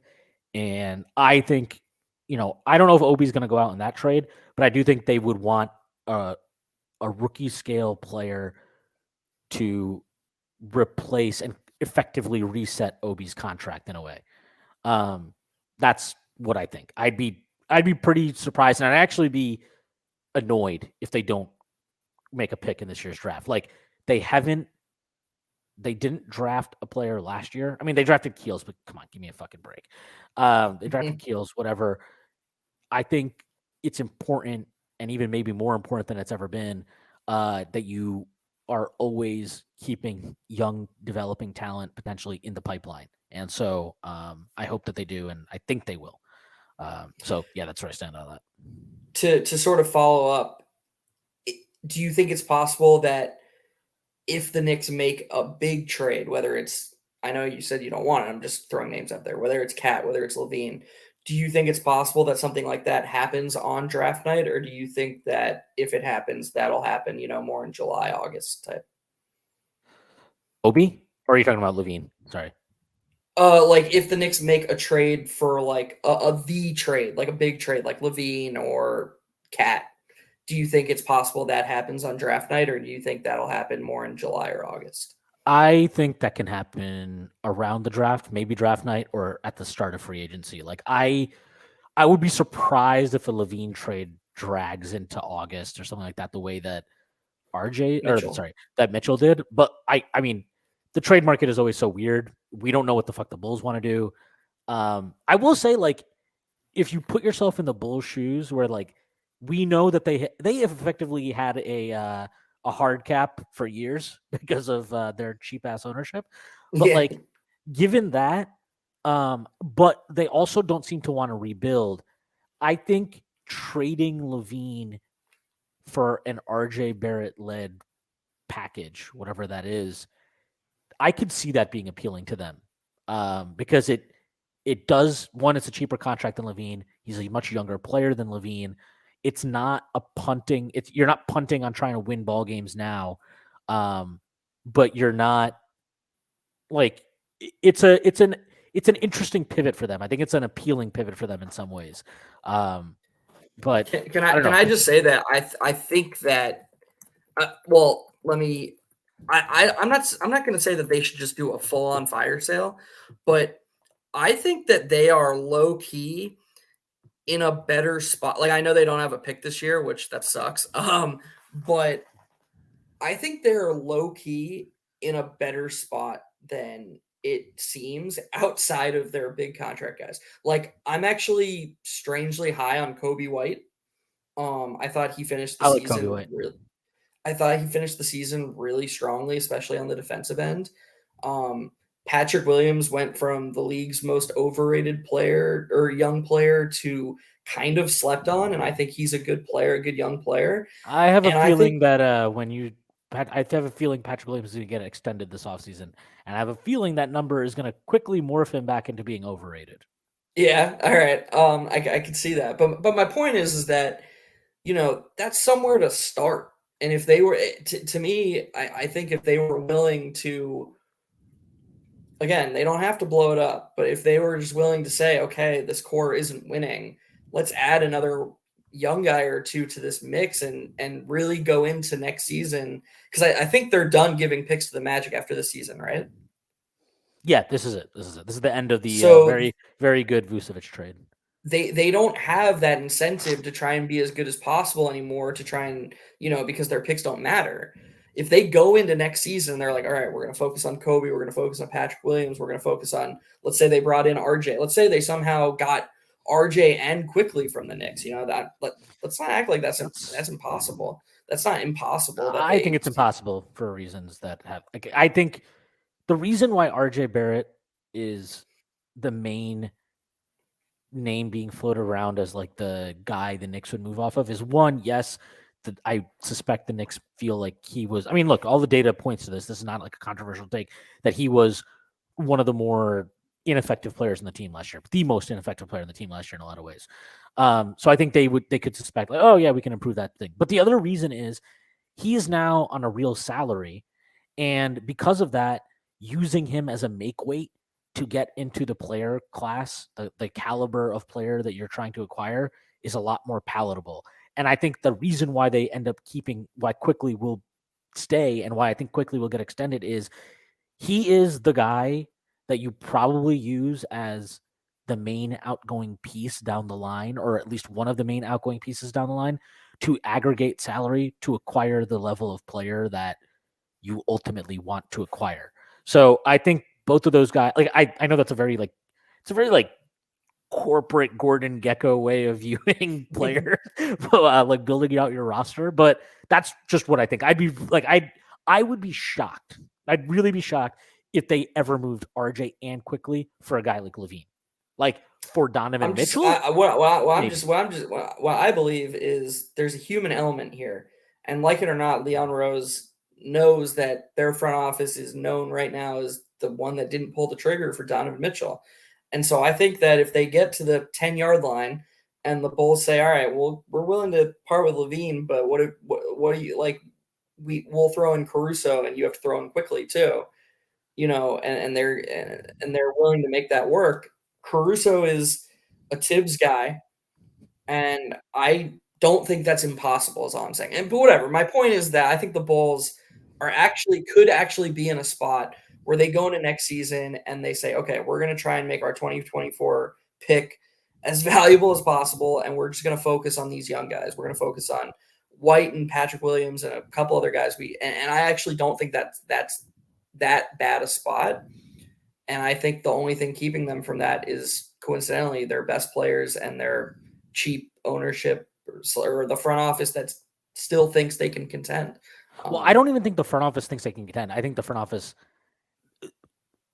I've like read enough about the Bulls where like basically their attendance had dropped off to levels that were like not acceptable to ownership, I think.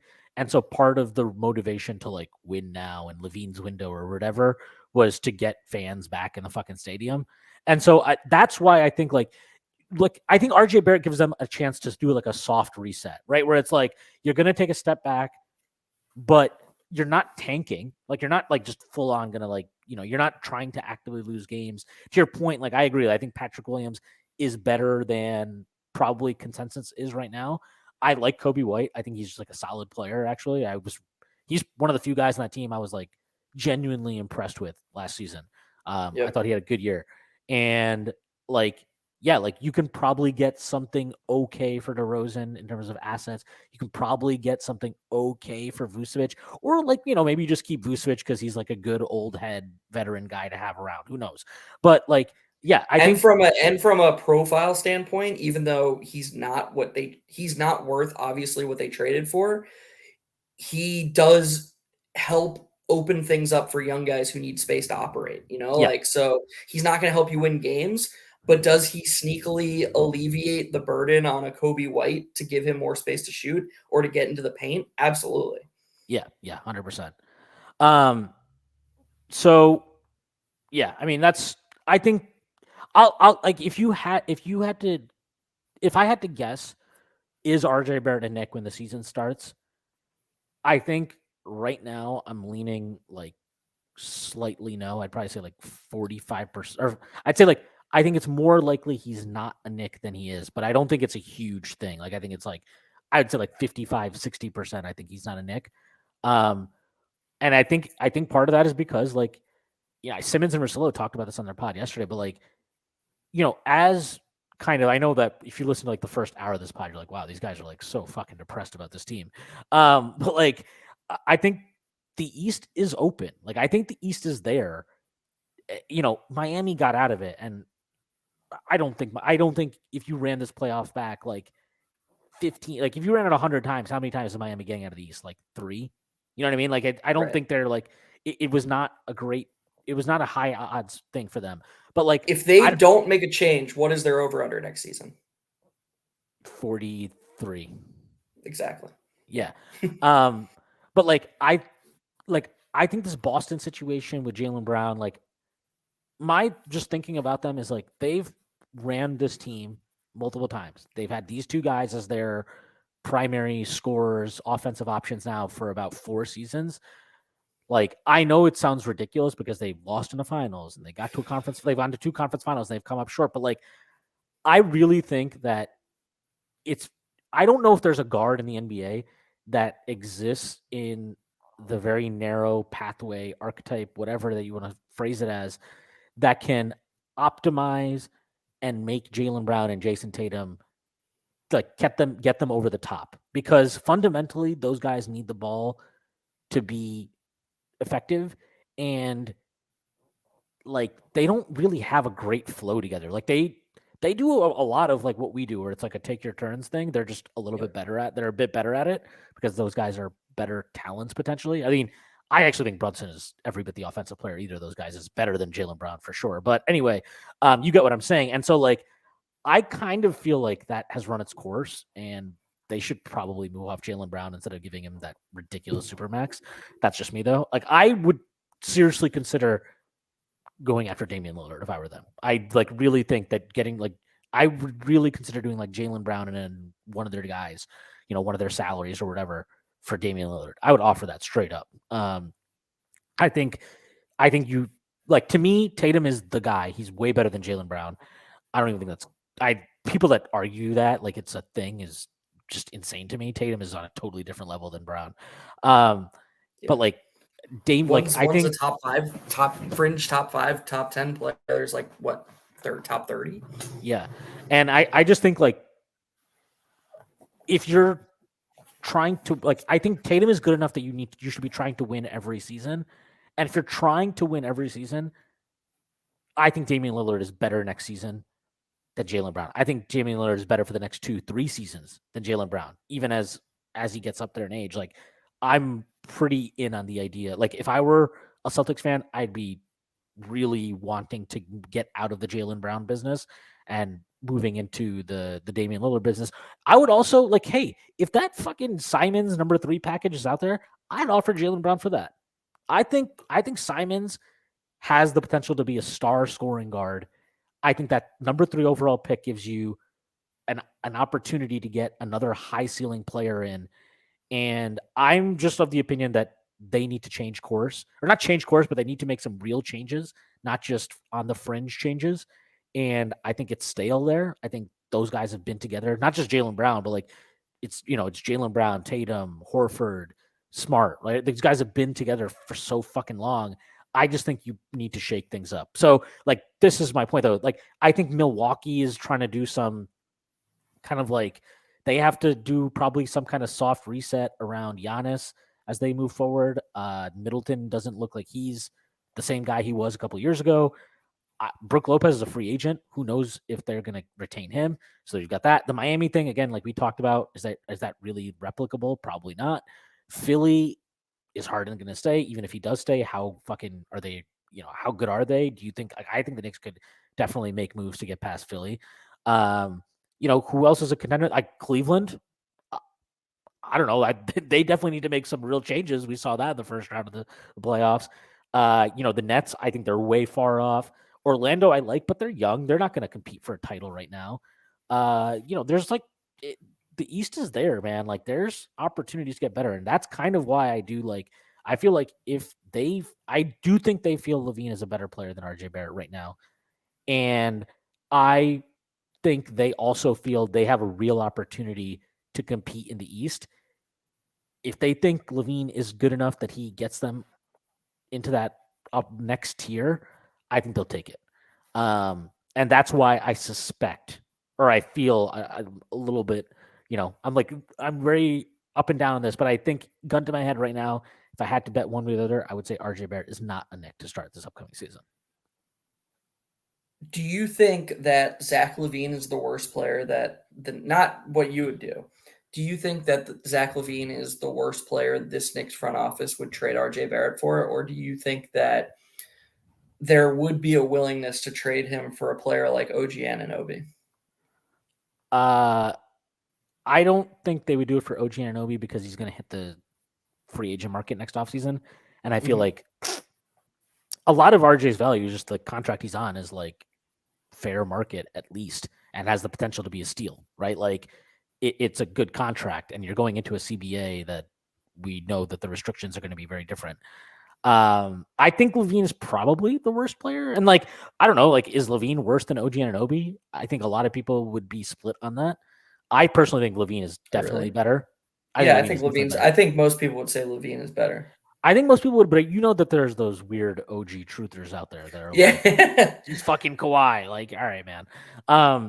But yeah, if the Knicks traded RJ for OG, I'd be it wouldn't be to be Kawhi. It would be they would be trading for OG because they clearly see RJ's role as the one Tibbs has etched out for him as this 3-and-D guy who, sometimes attacks. And let's be honest, OG profiles as that player much better than RJ does. I think RJ has a much higher ceiling than Anunoby does. I wouldn't be thrilled about that trade at all, but I don't think the front office would be trading for Anunoby because they see him as a star like they see Lavine or like other people see Lavine. I think they would be trading for him because it would be a concession that he's like this super role player or could be the super role player in a way that RJ hasn't shown he's capable of being. Yeah. Yeah. No, I'm with you. I mean, the OG thing will never make sense to me. The reason why I think Lavine is at least it's at least palatable to me, and I've been out on Lavine for a long time, but the more I've looked at his numbers, the more I'm like, am I missing something? I guess I'm missing something. I don't fully believe it in my heart of hearts, but the data does say he's better. Okay, fine. But he at least is an actual shot creator, offensive hub that and that's been my entire thing is I'm not trading RJ for guys that I don't think I'm not trading for OG who's cool. He scores 17 points per game. What am I do I fucking care? No, I don't care about that. I'm sorry. His defense is great, but guess what? The Knicks had a great defense. They did just fucking fine on defense in the playoffs without OG Anunoby. I don't think what he gives you on defense actually matters that much to what this team needs in the playoffs. Zach Lavine might. He has the potential to. And yeah, it is what it is. All right, we've been talking about this for a long enough time. Jeff, thank you for coming on. As always, let the people know where they can find you and plug anything you'd like to plug. I continue to be Frank Barrett 11-9. I don't have anything, coming up for Strickland. I still write for Carolina HQ and for Invention of Dreams. One is a website that focuses on North Carolina sports across the board. I recently wrote an article about Ryan Gerard, who went to North Carolina and played golf and qualified for the U.S. Open. I'm going to write something about the new Guardians of the Galaxy for Invention of Dreams. Movies are basically my biggest passion. I love them so much. So, check that stuff out. But I'll mostly just Strickland stuff. We're still doing great work across the board. I tweeted the other day that Colin wrote a really great recap of the Liberty game. Really, really impressed with our Liberty coverage across the board, from Gigi to Matthew and now Colin. They're all just doing such great work. We've got great merchandise. I ordered like 3 or 4 things. I'm flying out to Las Vegas at the end of the month to play the World Series of Poker main event, and I'm going to be wearing Strickland stuff when I'm playing. So, this stuff is super comfortable and it's great. So, yeah, check it out. Check it out, everything we're doing, because we're really proud of it. Yeah, I will echo all of that.